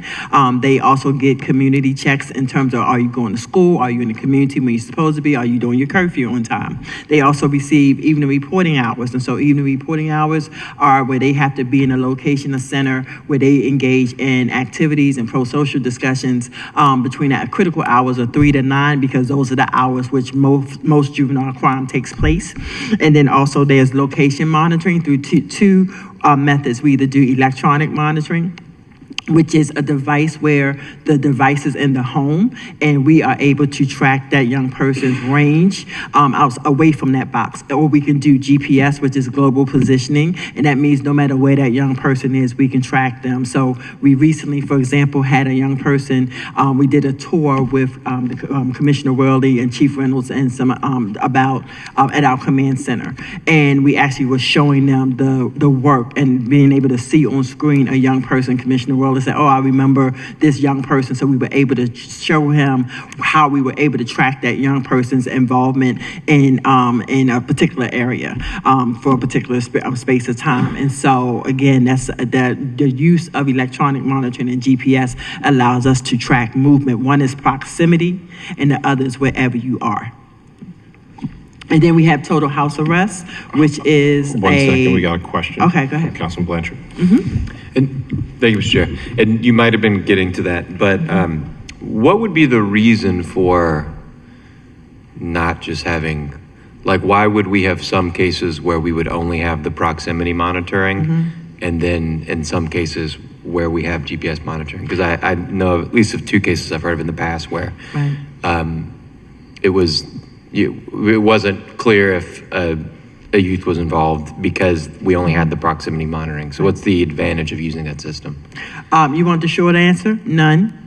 The truth of the matter is the same. It's still a device. That young person wears a device. A longer range would be GPS, but the use of EM is usually triggers total house arrest as well, because we're not able to track wherever they are at all times. And so electronic monitoring, kids are always on total house arrest, which means that they cannot leave the house with the exception of going to school, treatment programming, pre-approved scheduled outings with family, and work. And so other than that, they're in the house. And that's very difficult to do for young people, particularly in Baltimore City, when we think about some of the homes that do not have adequate air and other things. In summertime, when they don't have enough food at home, those become triggers for young people not complying and leaving their house and thereby being in violation. And so if your question was, what is the difference? They both wear a device. The young person will wear a device for each, but one monitors where they are at any time. One is proximity. If you want to know a preference, my CD team and myself, we do prefer one over the other, and that is the GPS device. And so is it I guess if you have a preference, and that totally makes sense, that would be the more effective one. What would be why do we use the why don't we just use the GPS? We had EM first, and then GPS came second. I know Chief Reynolds was the architect of of the program when she was with the agency. But again, one was there, one was present before the other. And so GPS, and particularly with technological advancements, I think it's so much more that we are able to do. And actually, if we have the ability to track a young person at any given time in the community, it's much more effective for us to ensure compliance with zones, times a day when it's not supposed to be out, and when they're supposed to be where they're supposed to be, such as school and or work. And I mean, I was thinking that, like, I am a high school football coach and can imagine a situation where you're allowed to be at school, right? And if you don't have right, like, it's obvious that this ties into the truancy, risk and everything that we've been talking about, everything. So so that gave rise to the community checks, where we had CD officers going to schools more often, but we also are aware of how triggering that is for young people. Also, with officers showing up to check to see if they're in school. GPS allows us to do that without disrupting saves their day. time. Like, it's a Yes. So I don't know if is it a lack of equipment? Like, could you just always use GPS? It's not a lack of equipment. It's a matter of us updating our technology and our protocols. And so we have been making more recommendations for GPS. And so we are actually engaging in conversations now about if we want to do one over the other at all times. And so that's something that is very much on track right now.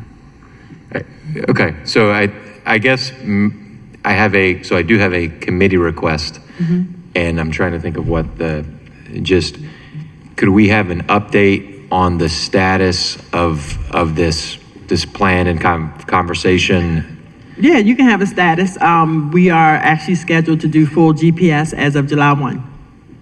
So that means all kids will be on GPS, and we will be winding down EM, which means that as of July 1, whatever number of cases we have on for EM, they'll be transitioning to GPS. Well, I feel like I've asked a lot of questions that I probably didn't need to. This has been really helpful, but Mr. Chair, if I could make the committee request to have a follow-up, let's say July 7th, I think, which is the Monday after 4th of July weekend, to confirm that transition has been made. Yes. Okay, awesome. Okay, thank you. I have a couple of questions around GPS. Do we see, how often do we see instances where young people still commit while on monitoring?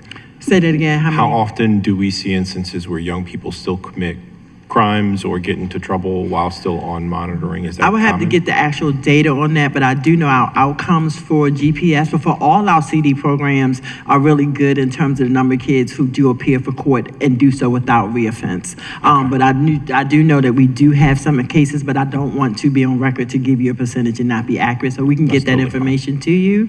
But one of the things I will say is that for all of our CD, DJS, unlike the adult system, we run our own program. We don't, there's no private contractors for GPS or any of these levels of CD. We have a 24/7 operation as well as a command center. So we have staff who are available during the daytime who are seeing kids, and we also have staff on a rapid response team on the evenings and weekends out in the community responding, seeing kids, but also responding immediately to non-compliance and issues of concern.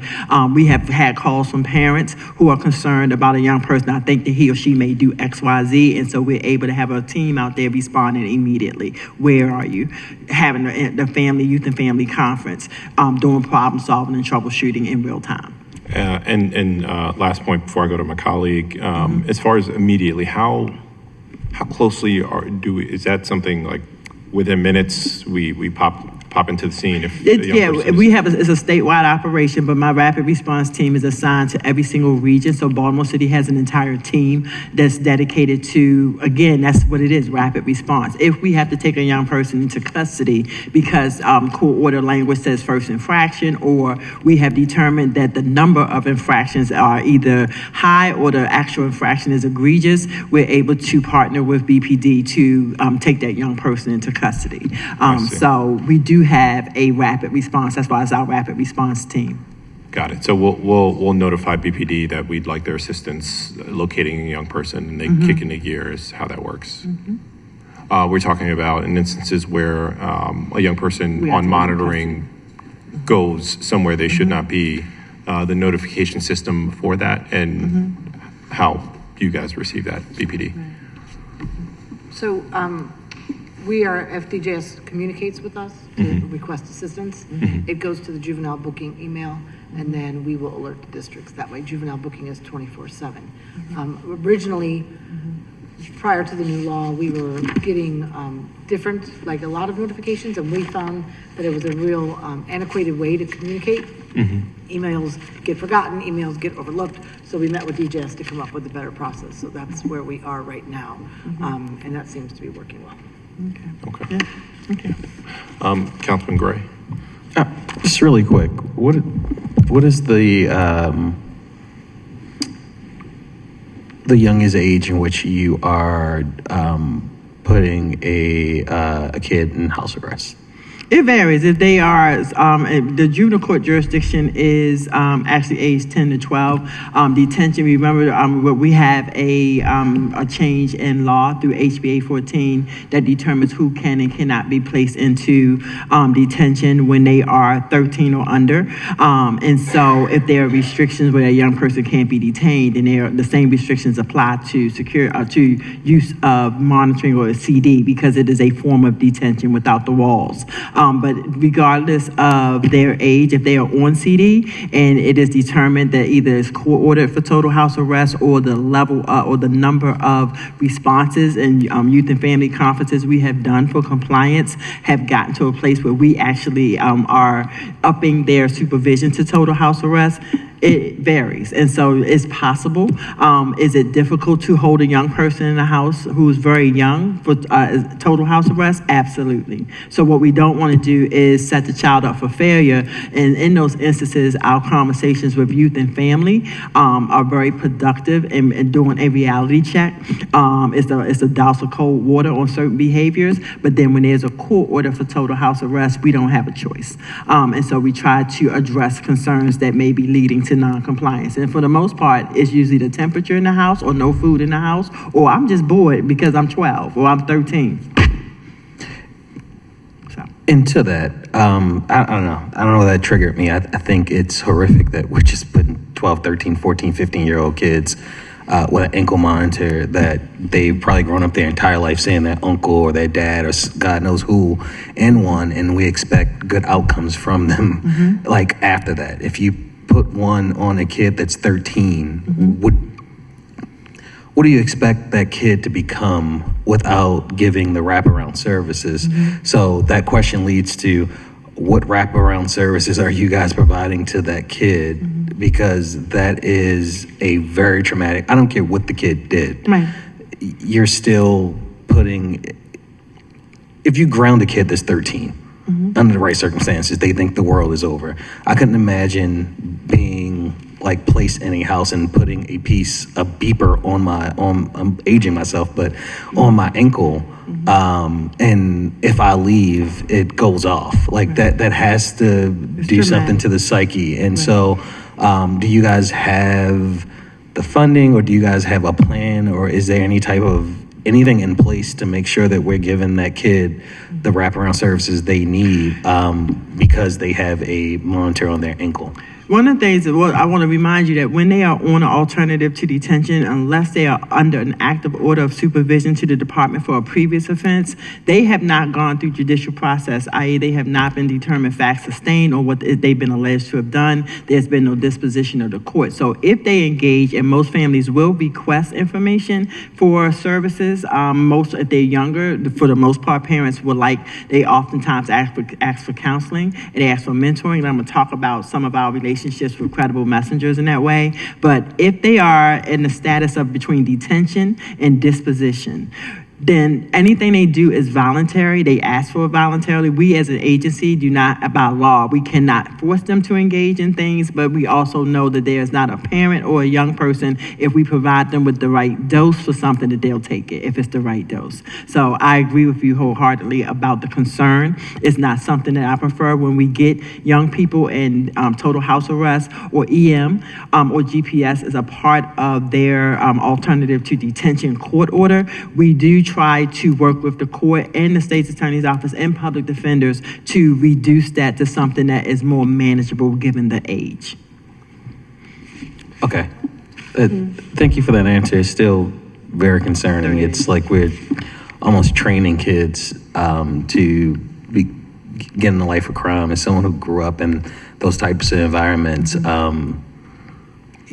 you don't think necessarily that your family member that came home on the box is like the worst thing ever. And so if it's an uncle or a aunt, whoever that like came home and you look up to them and then you now are at 13 or 14 with the same thing, like I think as much as, you know, we want to talk about how the city's in crisis and certain people want to parade up and down news airwaves, throwing it in people's face about juvenile crime, that like that is a crime in and of itself. So I appreciate you saying that you agree you with that. preaching to the but choir. Yeah, I think that's You are, and that's something that we're very sensitive about, and that's also, shifting the GPS allows us to be able to see where they are at any given time, and so I don't need total house arrest if I know exactly where you are at all times. So that changes significantly what we do. Thank you.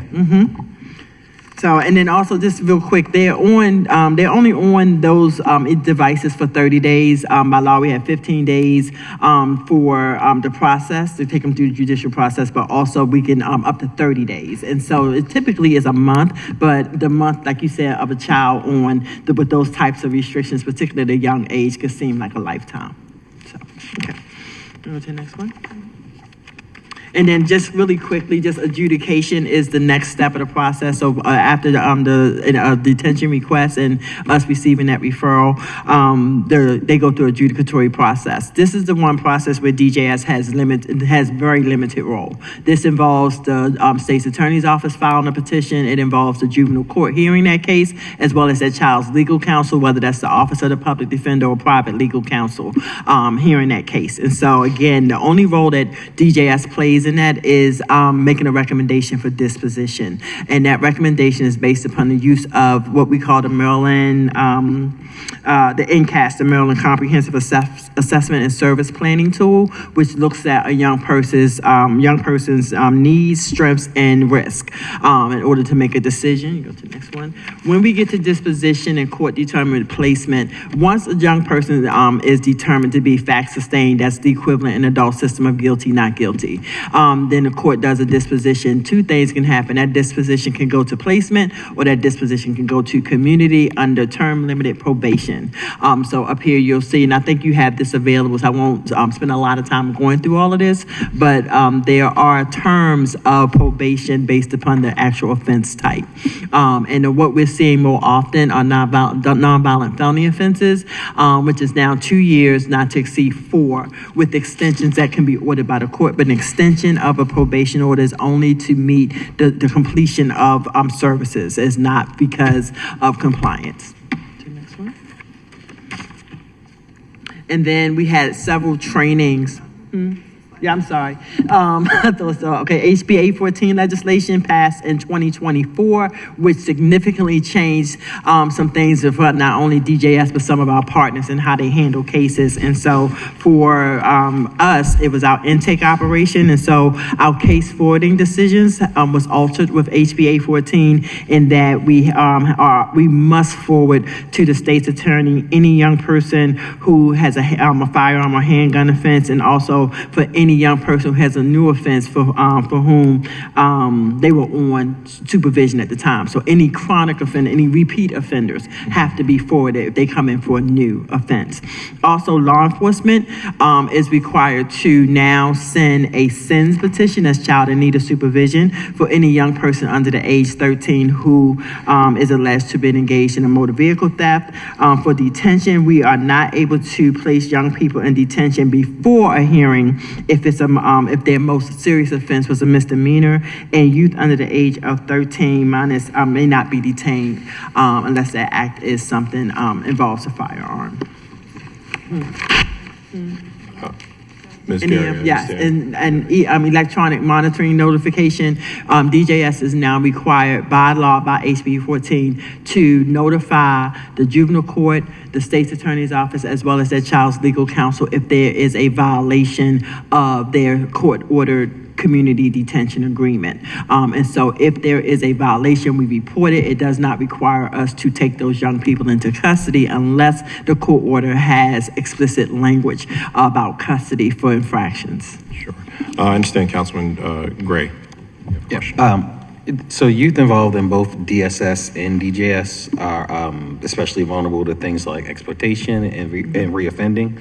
How do you work with DSS to support and stabilize the young people as they move between two systems? And then do they receive care from both departments? Yes, we do have dually involved kids. We call them crossover youth. And Judge Blumquist is chief administrative judge for Baltimore City is revitalizing our crossover program in Baltimore City, which is the model from Georgetown's crossover project. And so we will be implementing that here in Baltimore City. We did start it several years ago. It got little traction.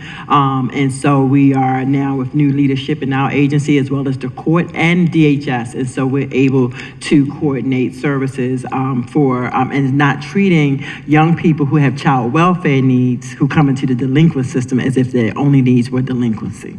And that's a difference. And so what additional care or programming is provided? What comes to mind is like multidisciplinary teams or like joint long-term care plans. Like, are any of those things factored in when it comes to the youth that are caught in between both systems? Okay. That's a great question, and that's exactly what the crossover youth practice model is. It's working on a joint case plan for young people because, you know, they can have a case plan in the juvenile court and then with their DSS involvement. So the idea is having one judge, one court order so that we're working all together so the family isn't being asked to do two different things, having all these different expectations put on them, and then having those workers work together to support the family and being able to leverage both resources. Because we have the delinquency resources that we have, but there are lots of resources that DSS has access to that we don't, like helping family with food insecurity, those types of things. So it really helps us to be able to bring full wraparound services to those families. So we're looking forward to restarting that here in Baltimore City. Thank you. That is really good to hear. And maybe, I know we're leaving from going to the GPS system, but once again, if we put a monitor on a kid's ankle, if we can provide them with the same DSS like support to figure out what's going on, because at home that may not be the worst thing to, and if we can find that out and actually get there and infect folks where they are, we may have different outcomes. But thank you for the work you do.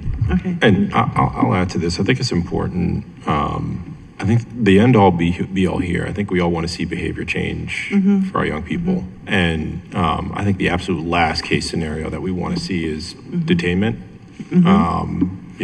Certainly monitoring. We would love not to see that as well. But I think we also don't want to see, instances where 85-year-olds, are assaulted. And so I think we want to strike that balance, making sure that people are safe in their neighborhoods and make sure that we support our young people. And I understand this is very, very tricky work. And so I appreciate you guys kind of walking us through it all. I want to let you finish up the presentation. Okay, I have two more slides. I won't be before you too long. I just want to talk about it along that line in terms of striking a balance and understanding we are very much committed to public safety. It does not benefit our young people or our families for delinquency to continue and or progress. And so how do we actually ensure public safety, but also ensure that kids are getting what they need, youth and families, so that public safety is not an issue. And so we have several special initiatives that launched with Secretary Schiraldi, and it's some of what he had done really excellently in his previous positions. But we launched 3 credible messenger programs. This is a unprecedented work for DJS in that we have Thrive Academy, which works with our kids who are at the greatest risk of being involved in gun violence, either as a victim or offender. The research research shows that young people are more often to be the victims of violent crime than the actual offenders. We take that model from MONSI, their GVRS, gun violence reduction strategy, and we actually were able to replicate what they did in MONSI and other parts of the country, working with young adults and adults to the juvenile system. So DJS, this is the first juvenile-focused gun violence reduction strategy like that. And we work with We Our Us is one of our credible messengers. Baltimore Brothers is another one, as well as Peace Teams. And so we have 3 credible messenger organizations who work with us to serve kids in the gun violence reduction work. We also have now what is called Thrive Passport. Let me go back. I'm sorry. Thrive Academy provides what we deem to be a suitcase of supports for young people. That is what keeps them engaged, what keeps them consistent, what gets them on track, and what gets them first and foremost in school and or in workforce development training, because the key to public safety is productivity in other areas and also addressing the resource deficits. It's a poverty issue, as Dr. Bunley mentioned. And so they get that suitcase of supports. We are translating that into some work that we do with other kids under supervision who may not meet the threshold for being at the greatest risk of gun violence, but are struggling in community with meeting the terms and conditions of probation. They may be recidivism, reoffenses, or allegations of their involvement in other offenses, and quite frankly, not engaged in school, not engaged in services, and not checking any boxes. Those kids are going into what we call Thrive Passport, where they actually will work with a credible messenger. So our Thrive kids get a life coach. That's a person with lived experience to help them navigate. And it's not just a young person. It involves both the parent, the family, anyone else who is in that household. So the benefit of a credible messenger working with their family is that everybody in their family benefits from that interaction. So Passport will also get a similar package in terms of a credible messenger working with them during the day-to-day interventions. We also have Access, which is an alternative to detention, using a credible messenger model. So that's where Peace Teams comes into place. And that is for young people who are transferred from being charged as adults and now they're in a juvenile system, as opposed to them being held for longer periods of time in detention. They go into the community with a credible messenger as their life coach. And our success rate is amazing for both programs. So in Access, 94% of the kids who have been served in Access have not had a reoffense, and 95% appear for court. For Thrive Academy, we have 78% of our kids we've served like 85 kids in Baltimore City, and of that amount, 77% of them are currently engaged in a full academic program and or workforce development training, or they're working. And so our results for working with credible messengers, I think Dr. Bunley gave the reasoning of why it is so impactful. That's because we are giving people not only the benefit of somebody with lived experience, but we're also giving them the benefit of somebody who has access to their young person during times that are non-traditional. They share stories that they feel more comfortable sharing with those persons as opposed to a court or a case manager. And so we are really excited about seeing that work expand here in Maryland, but what we're doing in Baltimore City has had significant fruitful benefits for us. We also are working on probation transformation, which means that we're changing the system. We're changing how the system responds to delinquency, not to be giving kids slaps on the hands, but ensuring, one, we're right-sizing the population, so we're diverting the kids who can reasonably be diverted, which gives us the ability to use our resources for the kids more readily who cannot be diverted, who need the most in terms of treatment services. And so probation transformation helps us focus our efforts on the right population and deep in engagement, as well as, how do we center the issues of equity and recognizing that the majority of these young people are in Baltimore City are Black, and then also making sure that we have community partnerships. How are we working in their environments? And I think you mentioned it about young people when they're going into placement. When your young person is going into placement, that is a temporary fix. They're still going back home into the same environment. So we are expediting our planning of aftercare. The day they enter into placement is the day that we begin aftercare planning. In other words, it's not enough for you to go away and get treated. What has to change at home? Sometimes it's environment. Sometimes it's simply relocation. Many times it's resources and addressing those deficits. So it's significant for us to ensure that we are responding to young people in a way that we're planning for them to come back home with some things in place so that things look different and they're not forced to face the same things that drove them into delinquency in the first place. And again, our partnerships with Baltimore City stakeholders, that Baltimore City Police Department, the Youth of Concern meetings have been extremely fruitful in helping us problem solve in real time actual cases where we do case by case analysis and able to get information from them as well from police and also share and actually develop programming or develop a programming response to address or alleviate those concerns. So you can go to the next one. I'm running out of time. And then Baltimore City outcomes. Juvenile crime is down. Juvenile crime is not over. And so we do recognize there's some work that we have to do. But we do have some significant outcomes right now in looking at complaints are down. And that's referrals that we received by 32% between 2015 and 2024.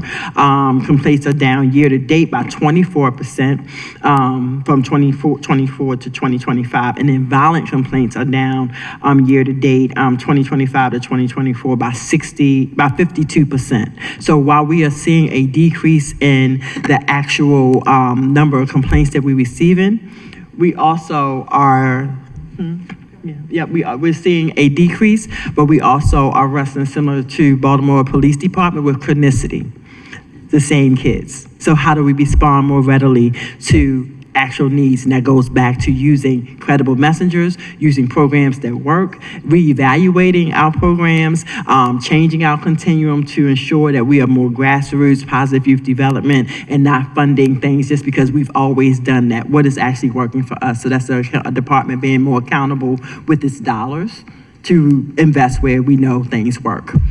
So, you want to stop here? We can stop here.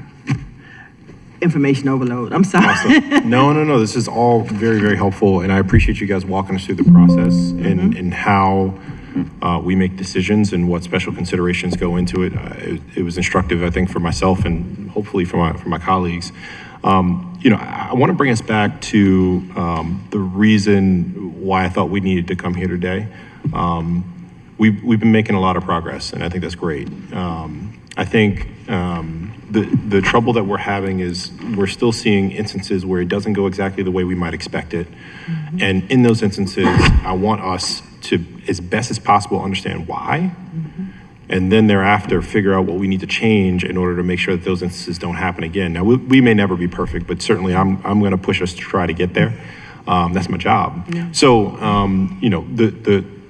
the thing I would like to see, and maybe this is a follow-up, this is a bigger follow-up than the agencies that are here today, but I would like to pull together some collection of data to understand how young people matriculate through the system from the original arrest to the services that then either DJS or others come in and provide for them. Some of that is coming through MOAIM, some of that is coming through MONSE, some of that is family therapy services and otherwise through DJS. Mm-hmm. And what I'd like to see at the end as best as possible, and this may be something over the long term, but what are the outcomes? Right. Are these young people getting jobs? Are they finishing school? Are they getting on the right track? Mm-hmm. And, part of the trouble that I think we all have with the juvenile justice system is you can't look at individuals' progress. Mm-hmm. But what I think we may be able to do is look at this collectively where you can't necessarily identify young people and understand the pain points in the process and where we might be able to better support them. I think at the end of the day, I gave an example of an instance that happened, last week in my district, an 85-year-old assaulted by two young people who were arrested earlier that morning. That shouldn't happen. Right. It shouldn't happen. And it makes us look bad. And I know we've made a lot of progress, but when people hear that or see that, I think that can be a big problem for us. So I want to figure out, how do we make sure we continue to perfect the system? How do we continue to strive for better? How do we make sure we support our young people when we do come into contact with them? Give to my colleague, Councilman Gray's point.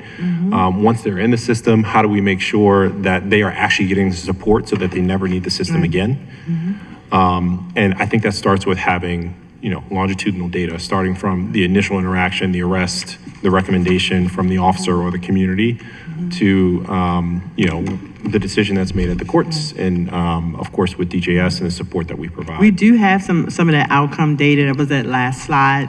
And just really quickly, if I can just say, 70.5% of Baltimore City youth who were on probation had no more sustained juvenile or adult convictions within a year. Usually, the vast majority of our young persons are one and done. That means that they've had that one contact. And in Baltimore City, 66% of Baltimore City youth with first-time complaints in FY 2021 did not have a second within 5 years. We like to see that number much higher, absolutely. So I agree there's work to be done, but we do track our outcome data in terms of probation outcomes, recidivism. Once they are in treatment, what is the treatment outcomes? And so we do have that data available. We also use our data resource guide. It will show you the number of kids coming into the system. One of the things I think we could do much more of is being able to tell the story in a way that's much more succinct. If you're not a data person, you likely will not want to go to this data resource guide, but that's a work in progress in terms of telling that story. Yeah, if you could share that, that would be really, really helpful. And I'll continue to work with everybody here to make sure that we're being very specific about what we're looking for so that, we can make, knowledgeable and thoughtful changes where appropriate. But I have no further questions, colleagues. Anything else? I want to thank you all for, one, starting late and being accommodating, but two, just being very insightful and thoughtful. And I look forward to continuing to work on this issue. And if, Mr. Chair, sorry, I do have. Please, go ahead. Yeah, so I was passing off to Councilman Gray if he had anything. Oh, but Councilman. I'm still learning how to do the vice chair thing. My apologies. Yeah, specific question talking about, and this last point about recidivism, I think is, there's basically two numbers in the whole, the two kind of types of numbers are one, like crime and specifically certainly like violent crime numbers, right? And then the second one, particularly with DJS is are all the efforts that we're putting to steer kids out of these things, are they working or not, right? And you mentioned a lot of numbers when you were talking through everything. Some of them sounded really, really good. There was a lot of acronyms and everything, and so it was kind of hard for me to track. And so I know I heard, I think, a 95%. For access, yes. And so remember the critical indicators for any kind of alternative to detention program is, does the young person appear for court and do so without reoffense? And access, which is for transfer jurisdiction cases. Keeping in mind, many of those kids sit in detention for a very long period of time awaiting their transfer hearings. And so they come out to the community. 94% of the kids served through access. We started that program last summer. 94% have shown up for court without reoffense. And so that when we look at our numbers, we're looking, is this success and why? And what the why is use of something other than just monitoring, which means the intervention has to be more than compliance and monitoring. It also has to have a treatment component. So access has that life coach attached to it, which is that reminder and that push to show up for court and to stay out of trouble. And because the metric has to have a timeline. When we say they have not reoffended, is that 60 days? Is that 12 months? What's the... Right, so for alternatives to detention, the window is shorter because, again, the distances between the arrest and the court hearing. For treatment post-disposition, the window is the time that you went on some form of supervision, and we track recidivism out years past that treatment. So that can be a much longer period of time. So 5 years, we look at recidivism from kids who were engaged with us. And for example, fiscal year 2021, we know by fiscal year 2026, what were the outcomes? What was their recidivism issue? Sure. Okay. So that's the distance. That's the difference between pre-adjudicated. One of them is making sure they get to the court date without an incident. Okay. And I do not have a committee request with this, but I just think it's really important that because you're going to try a bunch of things and they're all good ideas. Some of them are just going to happen to work better than others, and we need to be able to see that. One thing, and not to end on a more negative note, but I guess just looking at the line about the non-detained success rate, saying 70.5% of Baltimore City youth had no new offense or FTA. No, it was 70.5% of Baltimore City youth did not have, it was. A failure to appear. That was for youth who were, and they were initially detained and then released within 3 business days. 70% of those kids did well in community, which means it leaves 30% that may be that chronic population. And that's what I was just going to flag, is that it's a 70% success rate within 2 months is a 30% failure rate within 2 months, which is 1 out of 3. Okay, like that is actually, I think, I find that number actually fairly alarming. And just something that strikes me as high. And to the chair's point earlier about not just public safety, but like the credibility of like all of us in this specific question of what happens when a young person gets in trouble. Are we doing our job? This seems like a very high number. Yeah, I believe that it is in Baltimore City, the number is not as promising as it is in other parts of the state. Again, that may be going back to how do we deal with chronic offenders, and that is something that we wrestle with my team every single day, because that is high. I would like to see that number less than 10%, but we also need to consider what needs to be in place to ensure that those young people don't come back through the system. And so that is the numbers. The numbers are the most objective thing in the room. Numbers are numbers. And I know that the chair is a big data nerd, and I am an aspiring data nerd, and so I just think that's an important thing to. Like if it was single digits, it's a different conversation. That's we would like to see that down. So there is no admission by the department is not beyond admitting that we would like to see that much lower. Yeah. Okay. Thank you. Can we respond to that too? So we just want to make the point and to elaborate more and support more what Deputy Secretary Gary just said. When we're having our conversations and we're talking about these youth of concern, we find that the reason it goes from 50 to 10, get closer. The reason we're talking about 10 youth is those are the 10 that are currently violating, or those are the 10 that are currently having issues, right? Colonel Herzog said, we can tell when the youth are getting detained. We can tell when they're first put on monitoring because they comply. They're going to school, they know their workers coming. She made a point that you can't surveil your way out of a problem. You can't, an ankle monitor is not going to fix it. So if 14 days go by, they're good. The longer they're on monitoring, the more of a chance they're going to violate. There's nothing in their homes. The parent supervision isn't there. They don't have the amenities we have. Staying home is very difficult. So I think in our conversations, not only are we speaking about the right youth, but we have the similar thought process on what needs to be done, and it is services. And that, I mean, that's like I think a great testament to the importance of WAME and Children and Family Success and MONSE and whatnot, is all the other groups being able to do this work. Right. But, Yep. Awesome. I think we're done. Thank you, guys. Thank This you. hearing is in recess, and we will circle back with all of you with the follow-ups.